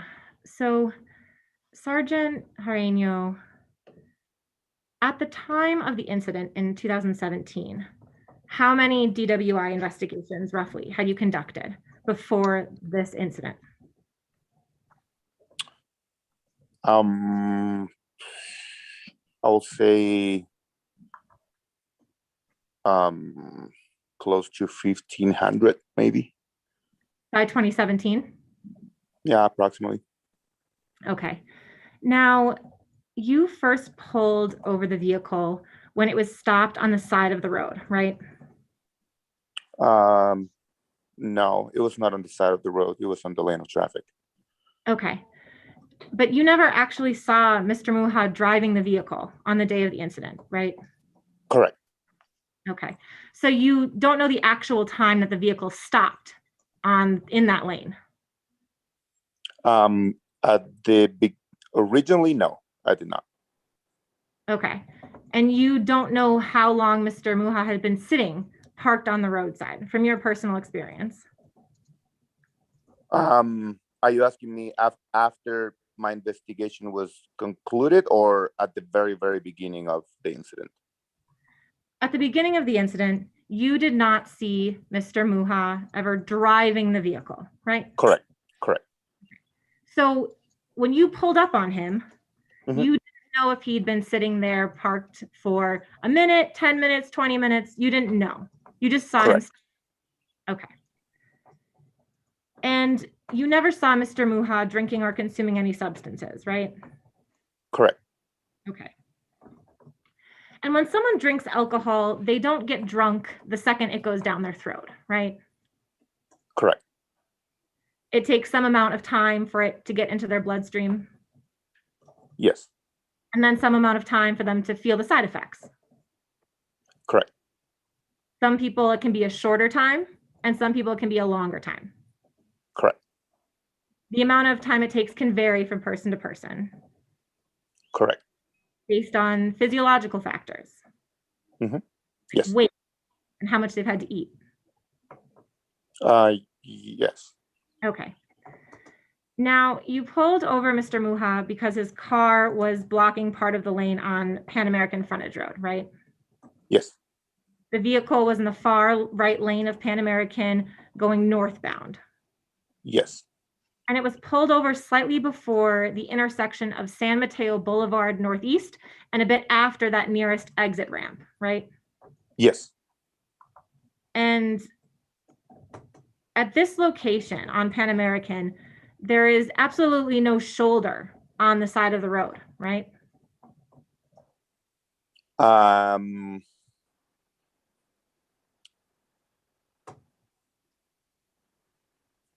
I don't believe it's a big paved shoulder. There is a slight paved shoulder after the shoulder line, but it's not big enough for a vehicle to be in it. About how big would you say that slight shoulder is? About how wide? I will say probably like maybe 1 to 2 feet. Okay. And immediately upon making contact with Mr. Muha, you told him that you were stopping the vehicle because it was stopped in the road, right? Yes. And Mr. Muha immediately explained to you that the woman in the passenger seat was getting ready to be sick, so he pulled over to the side so that she could be sick, right? Yes. But again, you do not know how long the vehicle had been pulled over for. Initially, no. Now, you claim that Mr. Muha was slurring his words during your investigation, right? Yes. And I'm going to play minute 130 to 205 of State's Exhibit 1 that's already been admitted into evidence. And when I play this, I want you to listen to Mr. Muha's speech, and I want you to listen to your speech, because you were sober at the time, right? Yes. Okay, I want you to compare those speeches, okay? One moment here.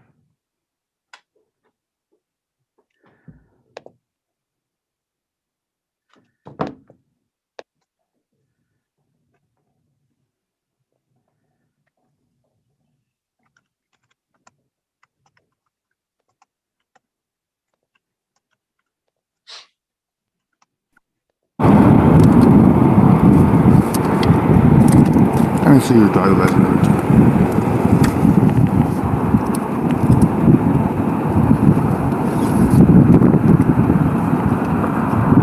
In the meantime, she's looking for that. The reason I stopped you because you're stopped right here in the middle of the road. She was getting ready to be sick. So I pulled over to the side so that she could be sick. Consuming alcohol, drugs, and Mr. Douglas? She has alcohol. We were just at TD's. You haven't at all? Now, after listening to that, is it your testimony that Mr. Muha was slurring his words more than you were? Objection, Your Honor. Combative, argumentative. The sergeant isn't the one on trial, and he already stated that he has an accent. Ms. Funk? Yeah, so slurring is different than an accent, and I'm just asking about slurring, Your Honor, and I'm using it as a benchmark to compare a sober versus non-sober indications of intoxication. I'm going to sustain the objection. You can ask a question about the defendant's speech, but you may not compare that to the officer's speech, counsel. So hearing that clip, it's your testimony that based on your understanding of slurred speech, Mr. Muha's speech was slurred. A few words here and there, yes. Okay. And during your investigation, you found out that Mr. Muha had extreme arthritis in his legs, right? Yes. You also found out that his extreme medical conditions were due to his military service, right? Yes. You found out that Mr. Muha went through jump school in the military, where soldiers jump out of airplanes, right? I will assume that's what they do. He just mentioned that he went through jump school. I'm not in the military, so I wouldn't be able to testify as to what entails to be in jump school. Okay, so you don't know anything about what jump school is? No. Objection, Your Honor. Relevance to what happens in jump school. This is a DWI trial. I'm going to overrule the objection. I think it's been asked and answered at this point in time that the defendant said he went to jump school. The officer doesn't know what that means. I think that's been established and Ms. Monk can move on. So Mr. Muha explained to you that basically he was very physical injured due to his prior military service, right? Yes. And Mr. Muha still willingly agreed to try to do the fields tests, right? Yes. And before doing those fields tests, you asked about various specific medical conditions, right? Yes. You asked him if he had been diagnosed with a natural nystagmus, right? Yes. And he told you, yes, sir, correct? Yes. But you didn't believe him, so you asked him again, right?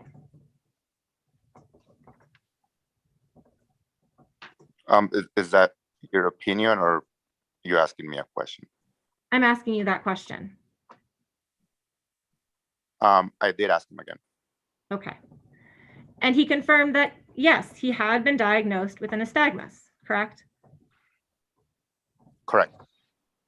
But you continued to quiz him, asking, quote, what is it? What did they tell you when they diagnosed you with that? Correct? I'm sorry, the connection kind of cut off there for a second. No worries. And after that, after you confirmed the second time that he did have a diagnosis of natural nystagmus, you continued to quiz him, asking, quote, what is it? What did they tell you when they diagnosed you with that? Correct? Correct. And then Mr. Muha explained his diagnosis, right? Yes. And you still had him complete the HGN test, right? Right. Even though the NHTSA DWI manual says that certain medical conditions can affect or disrupt the test, you still did it, right? Right. And you said on direct that you were trained in the NHTSA manual, correct? Correct. Okay. And you also asked Mr. Muha if he had any medical condition that would prevent him from walking in a straight line, right? Right. And Mr. Muha told you that he had scoliosis, right? Yes. And you asked him if scoliosis would prevent him from walking in a straight line. Yes. But Mr. Muha told you that he didn't know if scoliosis would prevent him from walking in a straight line the way you were instructing, right? Right. And then you asked Mr. Muha if his scoliosis would prevent him from standing on one leg for a short period of time, right? Yes. And that's when Mr. Muha told you that he had balancing issues. Yes. But you still made Mr. Muha do the walk and turn test, correct? Correct. And after you had Mr. Muha get into the instruction position, he informed you that it was causing some pain to his hip, right? Yes. And in response, you asked him to confirm that he was in fact actually in pain, right? Yes. Okay. And then Mr. Muha told you again that he was in some pain when he moved his hip to control his balance, right? Yes. And you asked him whether his hip was in pain while he was walking normally in a normal situation, right? Yes.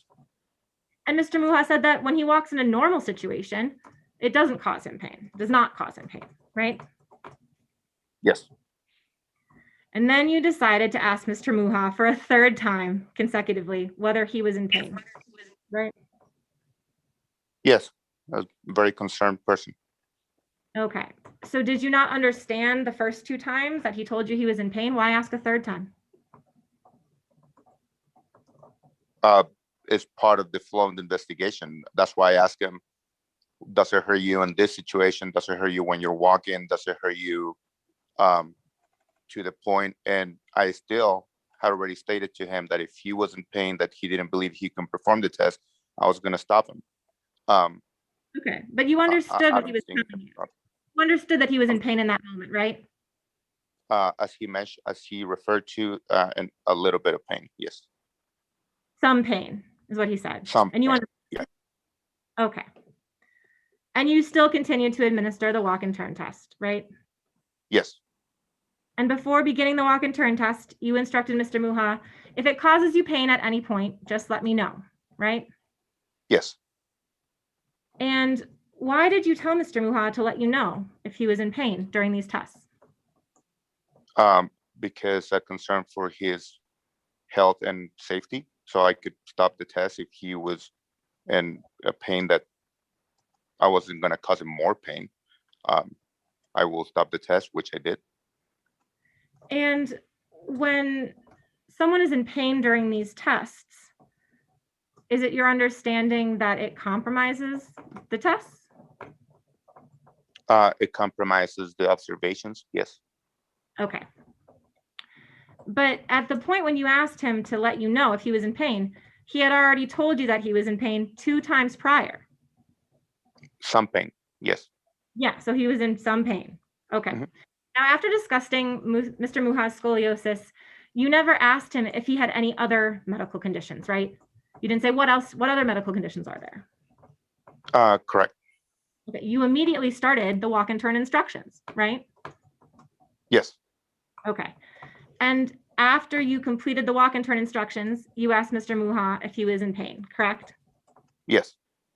And Mr. Muha told you that his knee was starting to, quote, really hurt, quote, unquote, correct? Yes. And it was only after that he told you about his knee that you asked about other medical conditions, right? Yes. And you asked him again, is it going to cause you any pain, you think, doing this test, correct? Correct. But Mr. Muha had just told you that he was already in pain and he was really hurt, right? Objection, Your Honor. Asked and answered. Counsel? Yes, I'm asking him to confirm that Mr. Muha had just told him that he was in pain. This is a Okay, time. I'll overrule the objection, but at this point, it's been well established numerous times that he was in pain and reported that, and the court observed it in States Exhibit 1, reported numerous times. I'll overrule the objection. You can answer the question, but counsel, I'll just note this has been established. And Mr. Muha had just told you that he was in pain. When you asked him, is it going to cause you any pain, do you think? Correct? Yes. Okay. So Mr. Muha hadn't even started the walk and turn test, and he had already told you 3 times that he was in pain, right? I'm sorry, are you talking about the walking turn or the one leg stand? I'm talking since the beginning of your interactions with Mr. Muha. Uh-huh. Before you started having him complete the walk and turn test, Uh-huh. he had told you 3 times during that time period that he was in pain. That's incorrect. Objection, Your Honor. This line of question has been asked and answered multiple times at this point. And Ms. Funk, a response? Mr. Jareño doesn't seem to know the answer, and I'm establishing how much repetition Mr. Muha went through and how he advocated for the fact that he was in pain. He advocated to discontinue. So I'm going to sustain the objection as asked and answered. Please move on. immediately after beginning the walk and turn tests, Mr. Muha showed signs of physical distress, correct? By being in pain. Okay, I'm sorry, that cut out. The answer was yes, correct? Yeah, I said that if you mean by him mentioning that he was in pain, yes. In response, you asked him, "Oh, are you okay?" Correct? Yes. And Mr. Muha told you, "No, my knee actually hurts considerably," right? Yes. So at that point, Mr. Muha had told you 4 separate times that he was in pain. Objection, Your Honor. Asked and answered. Ms. Funk? I've never asked that question before, Your Honor. Okay. I'll overrule the objection, but again, this has really been established a few times, but go ahead. And I would just note that, defense is allowed to cross-examine, and it's a different tone. It's a different way of putting the facts together. And it's not, we're not repeating verbatim. Thank you, Ms. Funk. Please move ahead with your question. So at that point, Mr. Muha told you 4 separate times that he was in pain, right? Yes. Okay. But you still decided to have him do the one-leg stand, right? I decided to instruct and demonstrate the one-leg stand and move to that test, yes. Okay, so you had him do the one-leg stand. I had him do anything. I asked him initially if he will be willing to submit to perform a standardized field sobriety test, and he agreed to submit to their consent-based test. He could have said no. So at this point, I moved to explain and demonstrate and to move to that part of the investigation, but I didn't make him do. Right. You just instructed him to. Okay. Yeah. After you explained the one-leg stand test to Mr. Muha, you asked him whether you thought he would be able to perform the test, right? Right. And he said, "I certainly hope so, sir." Correct? Yes. And you still pushed on and asked him to continue the test. I don't remember pushing anybody or You still asked him to continue the test. I don't think I asked him to continue the test. I asked him to get on the instructional position. And a few seconds later, you began the one-leg stand test, correct?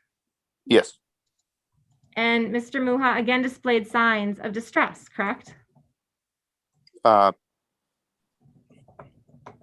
don't remember what signs, and I might not be understanding your question. I did remember at the time still that he had mentioned, as you pointed it 4 times, that he was in pain. But I don't remember off the top of my head having any observations or of any type of distress. Okay. During the test, something happened that caused you to tell Mr. Muha, to ask him, Mr. Muha, if he was okay. Yes, Okay. And Mr. Muha told you, no, I am in a lot of pain. Isn't that right? yes, that's correct. At this point, Mr. Muha has now told you 5 times that he is in pain. Yes, Okay. Now, you're trained to do the DWI fields test using NHTSA, as you said before, right? yes, And you're aware of the part of the NHTSA manual warning that officers should be familiar with the various medical conditions that mimic drug or alcohol impairment, right? yes, And you've been doing this job for a while now, so you're also aware that when someone is not medically able to do the fields tests, they should not be forced to do them, right? I think that the word that you just used is very properly used, which is force. That's why I stated earlier they're consent-based tests. I didn't force Mr. Muha to do this test. Okay, so the answer to my question was correct, that if someone is not medically able to do the fields test, they should not be forced to do them. They should not be forced to do it. That is absolutely correct. Thank you. In your police report, you still noted clues of intoxication based on Mr. Muha's performance on the walk and turn and one-leg stand tests. Isn't that right? That is not right. I did not note clues of intoxication. I noted observations of the performance of the standardized field sobriety test. And did you withdrawn?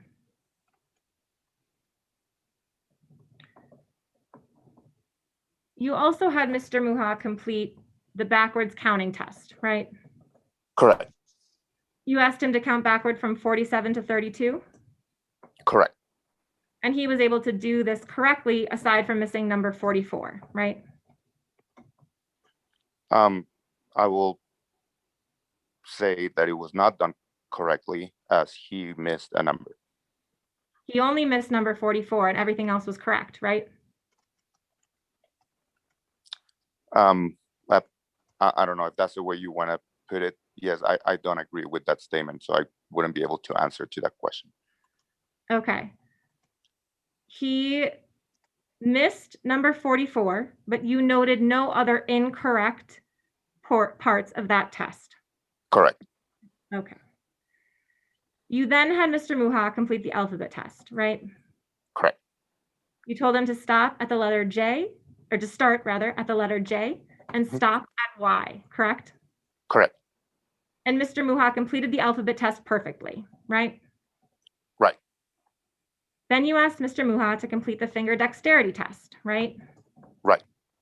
You demonstrated something to Mr. Muha and you counted 1, 2, 3, 4, 4, 3, 2, 1, right? Right. And we don't have any video recording of these tests. So we can't see here today what exactly you demonstrated for Mr. Muha. Isn't that right? Right. You told Mr. Muha that you had demonstrated 1 set, but you wanted him to do 3 sets, right? Right. And we cannot see here today what exactly Mr. Muha did with his hands during this test, right? Right. Because you only made an audio recording of the investigation, right? Yes. But we can hear Mr. Muha say 1, 2, 3, 4, 4, 3, 2, 1, right? Yes. And he repeats that counting 3 times and then stops, right? Right. Okay.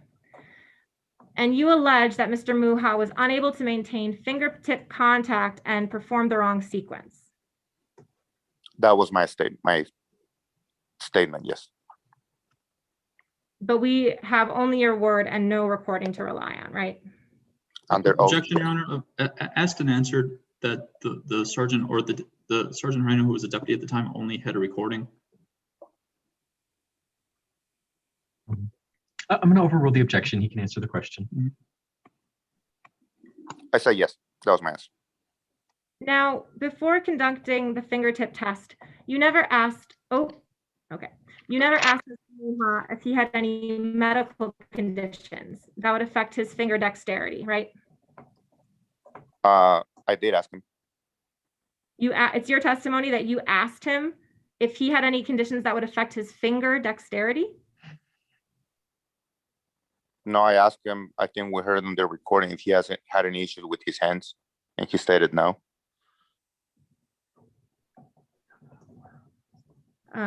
1 minute. 1 minute, Your Honor.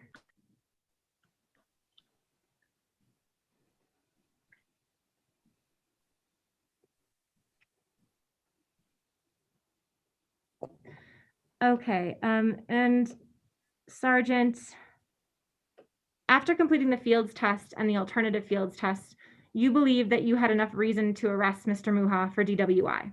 Isn't that right? Yes. After you completed the final test, the finger dexterity test, you knew that you were going to arrest Mr. Muha, right? After I completed the test, up to that point in my investigation, based on the totality of my investigation, I determined that he was not able to operate a motor vehicle safely, and I placed him under arrest for driving under the influence of intoxicating liquor and/or drug. My question was, after he completed the final test, the finger dexterity test, you knew that you were going to arrest him, right? He completes the finger dexterity, you're like, I'm going to arrest him. I don't know if it was that fast, but yes, after dexterity is when I made my decision to arrest. But rather than handcuffing him right then, you decided to first question Mr. Muha. Isn't that right? Yeah, I believe I asked him a couple of questions. You asked him about his medical injuries, right? I believe so, yes. You asked him about his speech patterns, right? About slurring? Yes, I did ask him that. You asked him multiple questions about his drinking that night. Yes. You asked him to create a timeline of his drinking for you. Yes. How long? Okay. You asked him about the vehicle, right? Yes. You even asked him questions that were incriminatingly phrased, like, would you say that this is a pretty unsafe place to be parking? Correct? Yes. But you never informed Mr. Muha of his Miranda rights, did you? Objection, Your Honor. Relevance. The defendant wasn't under arrest at this point, so I don't quite see how Miranda is relevant. Ms. Funk?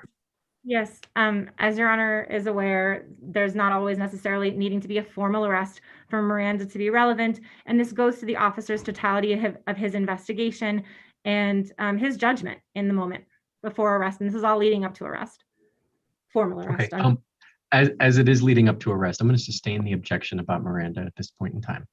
Please move ahead with a new question. You never informed Mr. Muha of his Miranda rights, did you? Objection, Your Honor. This was just ruled on. It was. I'm going to sustain that objection. Please ask a new question, Ms. Funk. Oh, apologies. And counsel, I have to say it now. You have rolled your eyes almost any time I rule on an objection that is not in your favor. I'm going to caution you about professionalism in this courtroom. Oh, no, I promise you I'm not. I'm looking off to the side. I have documents. I would never do that. Thank you. And I understand that this court is watching me very closely. I have a bunch of documents I'm looking at. Okay, thank you. Please move ahead to a new question. Deputy, it's your typical practice to interrogate. One moment, Your Honor. Let it slide.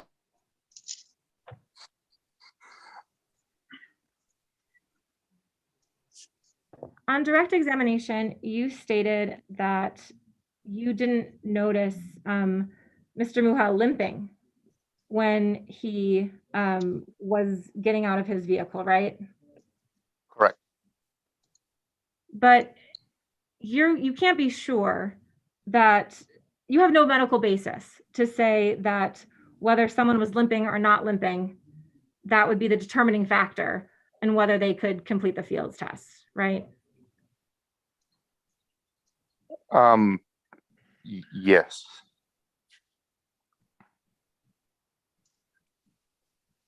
One minute, Your Honor.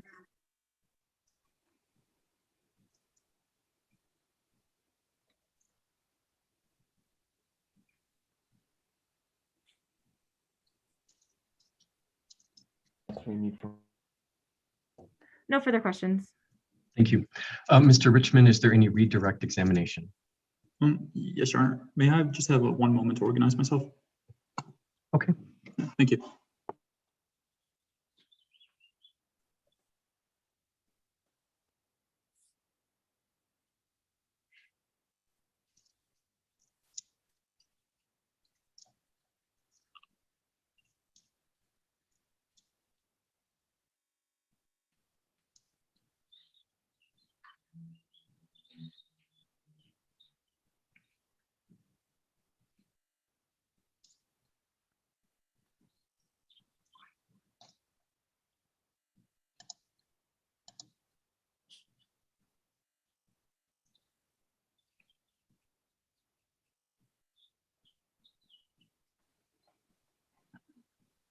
Alrighty, Your Honor, I'm ready.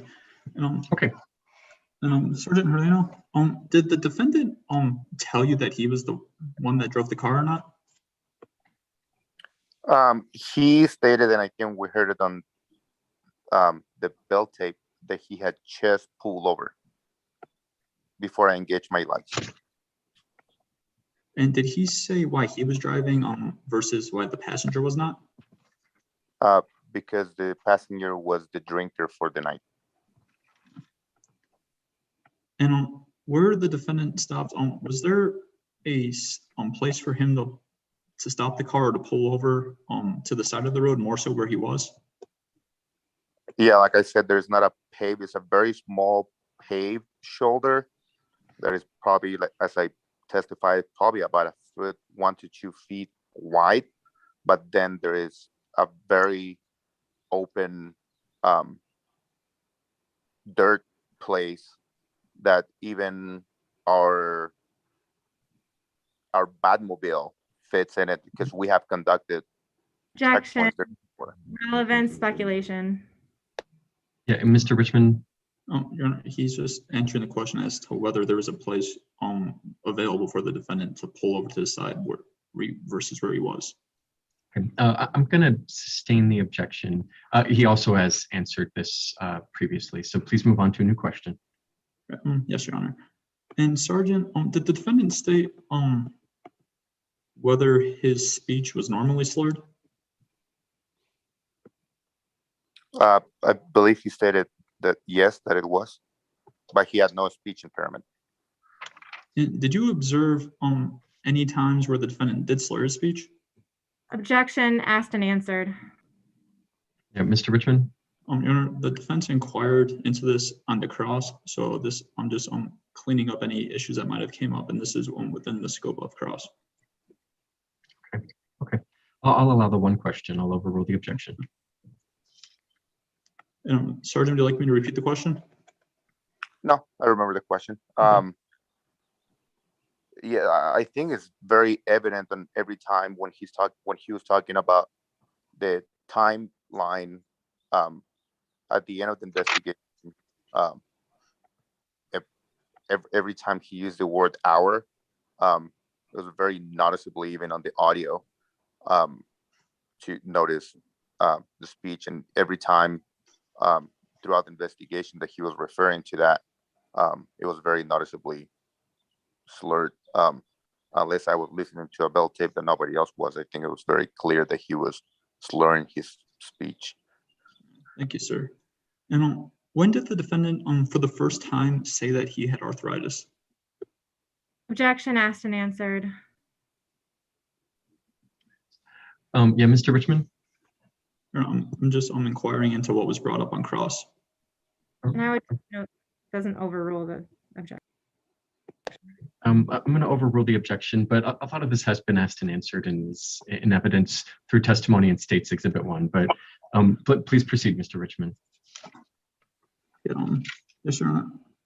I can clean up the redirect if the court would like. I would. Yeah. Yes, of course, Your Honor. And Sergeant, if the defendant, other than the issues that the defendant states that he has, can you know if there are any other ones besides the ones that he say? I'm sorry, can you repeat that question? Yes, so John, I apologize. That was very convoluted. Other than conditions that the defendant says that he has, can you know if there are any others? No, that's why the question is very open and then question, do you have any type of medical condition that will prevent you from walking on a straight line or standing on one leg for a short period of time?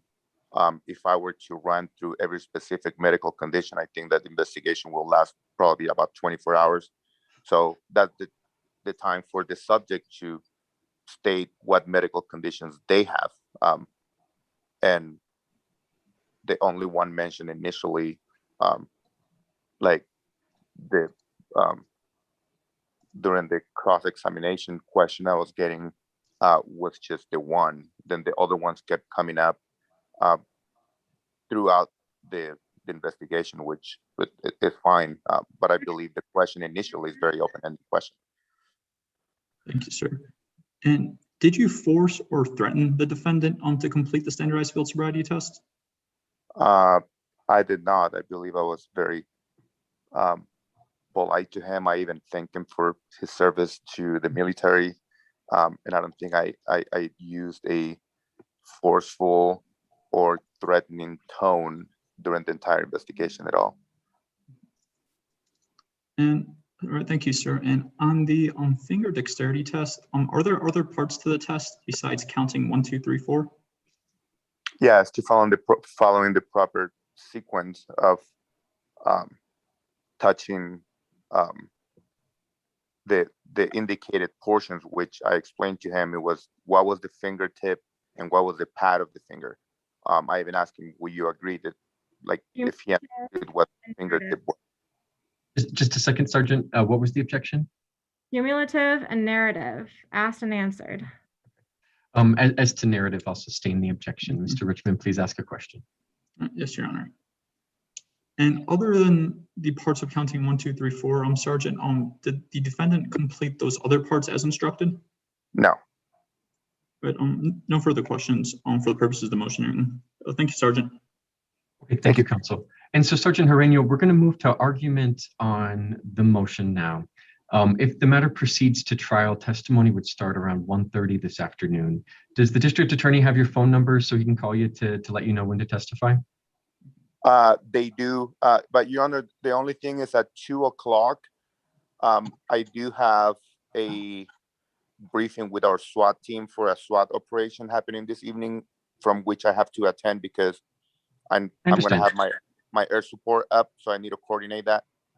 So after 2 p.m., I won't be available.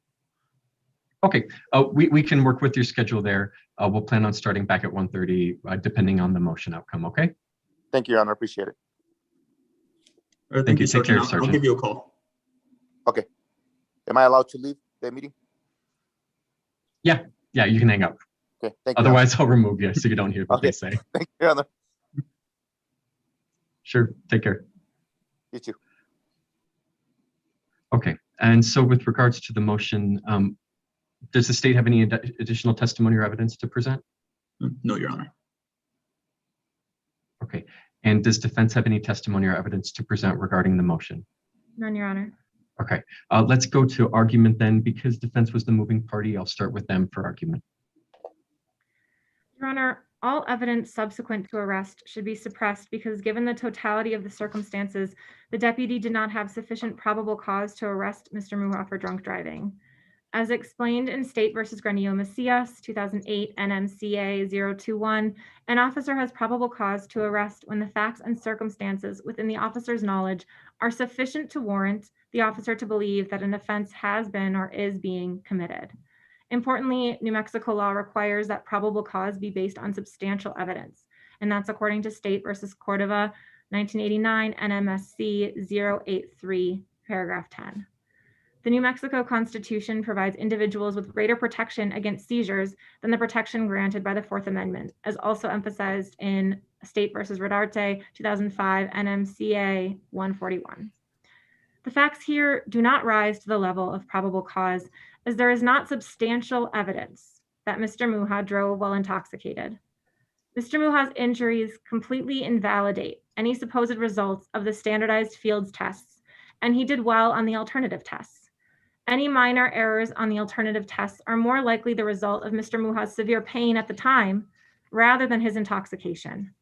Mr. Muha was repeatedly forced to continue the physical tests, even though he told the deputy 4 times that he was in pain. The deputy forced Mr. Muha, or had Mr. Muha, continue the tests through this pain, just so that he could use these test results against Mr. Muha, which he did by writing them in his report and noting on a direct that they were clues. Mr. Muha told the deputy that he had extreme arthritis in his legs, he had knee issues, and he had medical complications due to his military service. Mr. Muha explained to the deputy that he had gone through jump school in the military, where soldiers jump out of airplanes. Of course, Mr. Muha was going to have severe medical issues from repeatedly jumping out of planes in the military, and a man should not be punished or convicted for not being able to complete fields tests due to his military service injuries.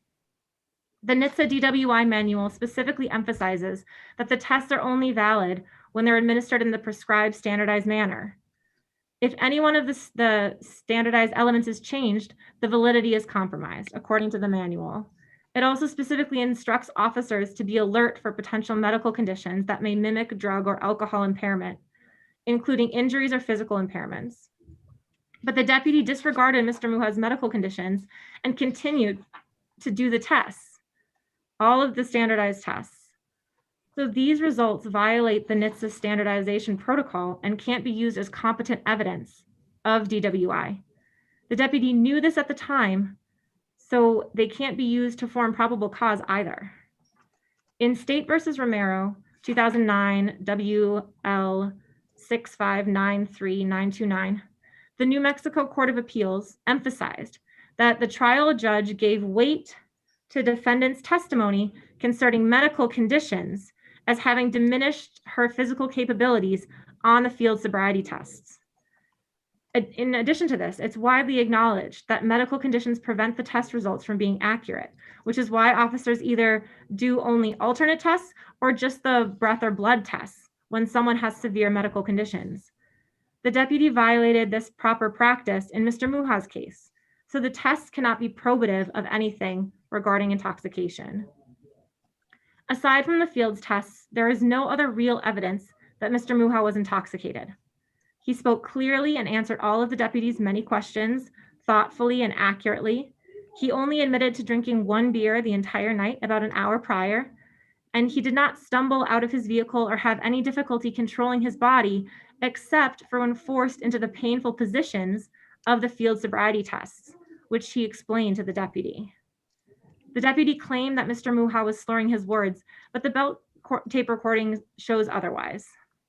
Mr. Muha spoke clearly, consistently, and he addressed the deputy as sir. Notably, defense counsel is unaware of any binding New Mexico case law upholding a finding of probable cause based solely on the smell of alcohol, slurred speech, admission to having one drink, and bloodshot watery eyes, without some other facts or circumstances providing additional ground to believe a DWI had been or was being committed. Typically, the reasonably trustworthy information comes from the fields tests, but we just don't have fields tests here, and that's an important thing to consider. And in cases where New Mexico courts have actually upheld findings of probable cause without relying on the fields tests, they have relied on indicators that go beyond the initial signs that establish reasonable suspicion. These additional indicators are refusal, a crash, or the presence of open containers in the vehicle. None of that exists here. And to conclude, all of the case law, common sense, and the evidence presented indicates that no probable cause existed to arrest Mr. Muha for DWI. The deputy's seizure of Mr. Muha was not based on specific articulable facts that he committed or was about to commit a DWI. And it was unjust to arrest a military veteran for his inability to complete the field sobriety tests due to his military service injuries. We ask for suppression of all evidence and testimony after Mr. Muha was arrested. Thank you. Thank you, counsel. Mr. Richmond, any closing argument? Yes, Your Honor. State versus Solis says that probable cause exists when the facts and circumstances as observed by the officer through their senses are sufficient to warrant an officer of reasonable caution to believe that an offense is occurring. And this is an objective standard on improbable cause, does not require certainty, but only more than a suspicion, or it requires more than suspicion, but less than a certainty, excuse me, Your Honor. And the reasonable officer must have information to believe that criminal conduct, only that it probably exists, not that it positively exists. In State versus Granillo Macias says that an officer's smell of alcohol from defendant combined with their lack of balance and poor performance on the field sobriety test can create probable cause, as well as that the defendant's admission to drinking alcohol prior to driving combined with other factors can also give an officer probable cause to make an arrest. So with that, State versus Sanchez gives us the standard when it says that an officer does have probable cause when the facts and circumstances within that officer's knowledge are sufficient to warrant an officer of reasonable caution to believe that an offense is being committed or had been committed. And in determining whether an offense is being committed, the officer can consider what they observe through any of their senses. And only because this next part is, I don't believe it was not in my motion, but because the defense brought the injuries up, I believe Chen versus Montoya 2011 NMCA 072 is very relevant. And in that court, and in that case, the court stated that the defense can just make allegations of injuries. And the quote is, "It is not our practice to rely on assertions of counsel unaccompanied by support in the record. The mere assertions and arguments of counsel are not evidence." So, Your Honor, that case states the court needs evidence plus argument. And Your Honor, the state has not been provided any evidence, nor has evidence been presented to the court of any injuries. And back to the probable cause part, Your Honor, here the facts and circumstances in the sergeant's knowledge were sufficient to warrant an officer of reasonable caution to believe that the offense of DWI was being committed or had been committed. And those facts and circumstances were that the defendant was stopped on the freeway. He did not pull over to the side at almost 2 a.m. And as we heard, the defendant denied drinking, and then he admitted to drinking a beer later. However, this was only after pre-exit HGN was conducted. He said that he drank this beer about an hour prior to driving, and he said he knew this due to his internal clock. But the defendant also said he didn't know when he started drinking because he didn't know the time. And as we heard, the defendant also didn't know the time when he said when his last drink was, as this statement was right after the prior statement. Your Honor, those two statements by the defendant, they don't add up.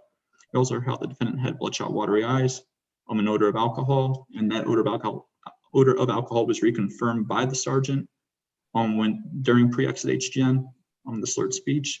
We heard the defendant say he didn't have any issues with his speech, then said it was normally slurred, and then say that he did not have a speech impediment. And Your Honor, these statements, they don't make sense. They're not consistent with each other. Then the defendant thought he had the car's hazards lights on when he did not. And we even heard the defendant say he knew how to turn them on. Then on the field sobriety test portion on HGN, as we heard on the belt tape, the defendant had to be reminded to keep his head still.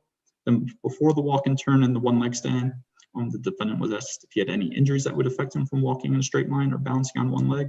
And regarding walking, the defendant said he had scoliosis. Regarding balancing, the defendant said he had bad balance, but he had not been diagnosed with anything regarding bad balance, only that he was told so while in karate. And Your Honor, these were the only two items prior to the field sobriety test that the defendant said may affect him from completing those tests. It was only after the test started and completed were other elements brought to the sergeant's attention that would the state's opinion would clearly affect someone's ability to walk in a straight line or balance on one leg.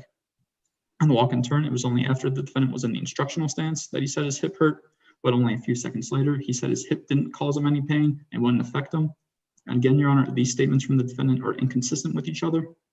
Then again, only after the sergeant demonstrated the test and the defendant was still in the instructional position, on which we heard as the defendant came out of twice, the defendant now said his knee was hurting for the first time. However, the defendant then said it wouldn't hurt once he started the test. And again, Your Honor, these statements appear to be inconsistent with each other. Then on the walk and turn, as I stated, the defendant came out of the instructional position twice, and on step one, he missed heel to toe and stepped off the line. It was then after the defendant showed these clues that the defendant said he was in pain. Well, as we heard testimony about in the defendant's tone on the belt tape, there was no indication in the defendant's voice that of any pain or anything like that. We heard the defendant's voice stay the same throughout the entire encounter, and the defendant exhibited these clues just a few seconds after starting the walk and turn. On the next test, on the one leg stand, the defendant stated that he hoped he could complete it before he started to, but soon after he began, and after he was told which leg he could choose to stand on, the defendant began hopping, which is a clue, and said he was in pain. And like on the walk and turn, we heard the defendant did not have any change in his tone of voice to reflect the pain. But because the defendant said he had the knee and the hip issues, Sergeant Herreno then administered the alternative test, and he, excuse me, Your Honor. And on the backwards counting test, the defendant who we heard said he went to college and was told to count from 47 to 32, so just counting backwards from 15 numbers, and the defendant skipped number 44. He didn't complete the test as instructed.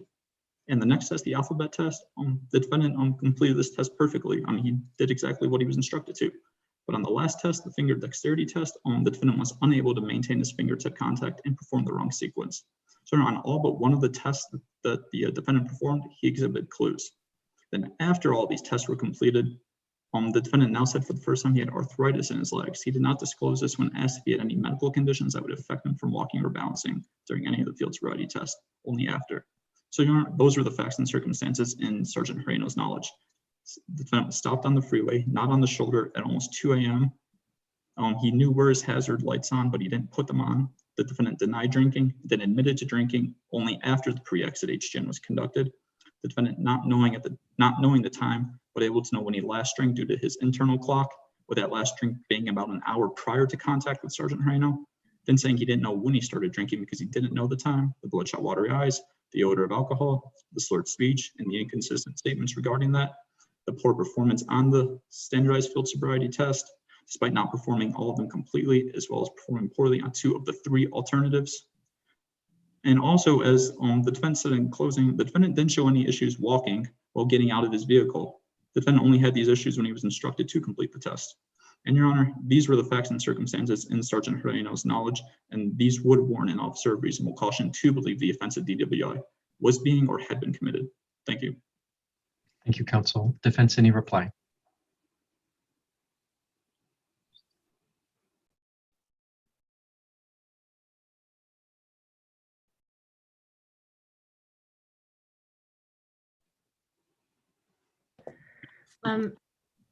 Your Honor, I would just note that I would refer to my motion and the cases cited in my motion and really distinguishing and just leave it with that. Thank you.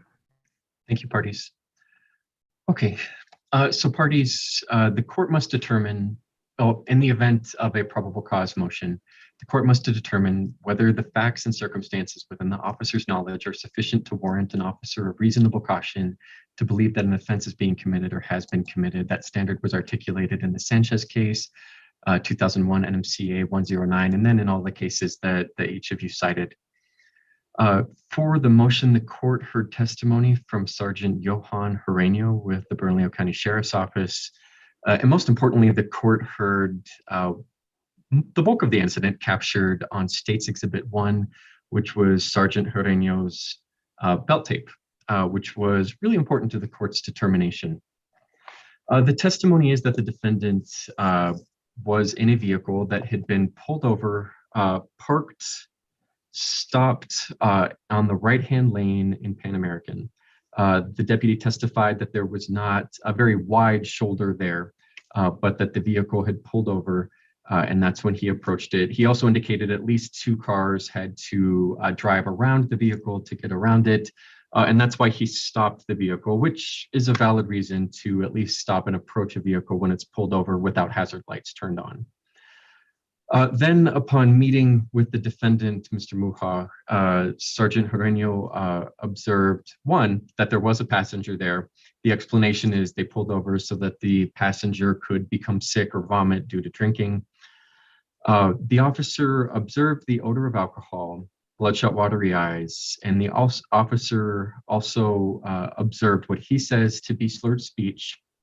And in conversing with the defendant admitted to having 1 drink at some point during the night. The timeline is fuzzy at best. But I make note of the slurred speech because the court, in its observations of State's Exhibit 1, I did not observe any sort of slurred speech exhibited by the defendant, but rather very clear speech throughout. So at that point in time, the officer took the defendant out of the vehicle to perform the field sobriety test or conduct further investigation to support the investigation. It makes sense to me why the officer stopped the defendant and why he engaged in further investigation. But this is really the crux of the matter, is what did that investigation yield? As to the field sobriety test, he first performed the horizontal gaze nystagmus test while the defendant was in the vehicle. The officer is not able to testify to any eye movement pursuant to case law, and then wasn't able to testify to any observed clues regarding the horizontal gaze nystagmus test from that point in time, so there are no clues there. When it comes to the walk and turn and the 1-leg stand, this is really the subject of the litigation today, but I'll say this, parties. Neither the 1-leg stand or the walk and turn were completed. The officer took the defendant at his word and observed the defendant in pain. Mr. Muha indicated that he had scoliosis, that he had trouble balancing from some martial arts issue, and later said that he went to jump school. There were no facts and evidence about what jump school is. I'll make that note. But I think really just reporting that he had the trouble with balancing and the pain from scoliosis, which then the officer observed with the walk and turn and one leg stand, mean neither of those field sobriety tests were completed. So the court can't really place any weight on any clues observed with a partially completed field sobriety test. So because they're not fully completed and there was a valid reason for not completing those things, I disregard the walk and turn and the one leg stand in reaching this decision. The officer moved on to the alternate field sobriety test. While not standardized, do offer some indication of the defendant's state of mind. So the officer performed 3 tests. The first was the countdown test. There was one mistake. The defendant very clearly missed the number 44. So the officer considered that an incomplete test or an incorrect test. I'll note that generally it was fine. He missed the one number. He then moved on to the alphabet test, which was conducted completely perfectly. We then get to the finger dexterity test, and I'll make note that the defendant spoke clearly and perfectly into the court's eye through the audio. It sounded perfectly fine. The officer said he observed some problems with the fingers that may be explained through a physical issue or not. I'm not able to view that. Instead, I really turned to State's Exhibit 1, and the defendant sounded like he was of perfectly sound mind. So the court looks to those alternate field sobriety tests for signs of intoxication, and really, aside from missing the number 44, I just didn't hear any signs of intoxication. And so the deputy indicated at that point in time, he was a deputy at the time, sorry, he's sergeant now, deputy at the time, indicated that after that field sobriety test was completed, that really concluded the bulk of his investigation. I didn't hear anything in the subsequent investigation, the subsequent conversation with the defendant that was different than what I had already observed. So based on the totality of those circumstances, there was an odor of alcohol observed. The driving, he was parked illegally. However, there was a reason offered for that, corroborated by the officer's own observations. There is a parking violation, no doubt. That second count has enough evidence.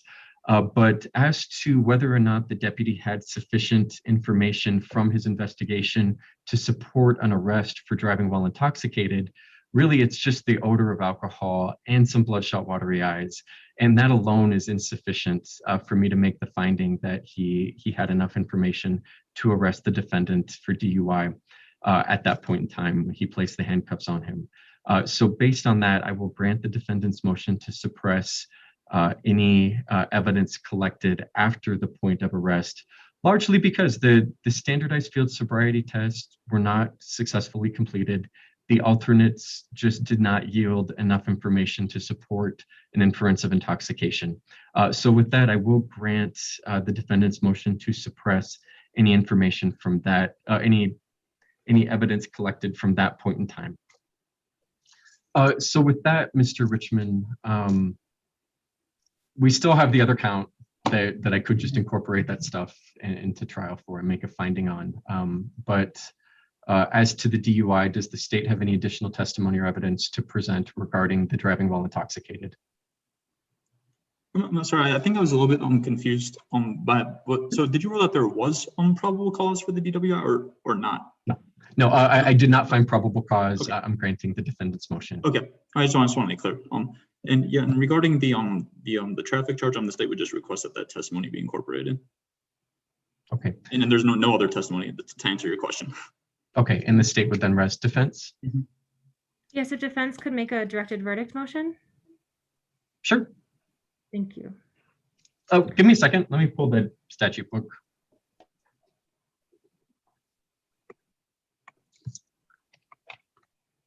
Okay, and go ahead, Ms. Funk.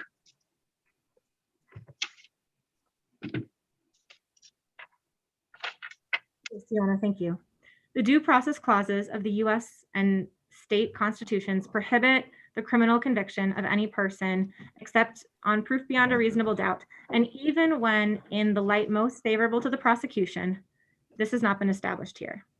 A directed verdict, according to State versus Howell, the New Mexico Court of Appeals, 2016 NMCA 084, paragraph 22, a directed verdict is appropriate if there is no legally sufficient evidentiary basis for a reasonable fact finder to rule in favor of the non-moving party.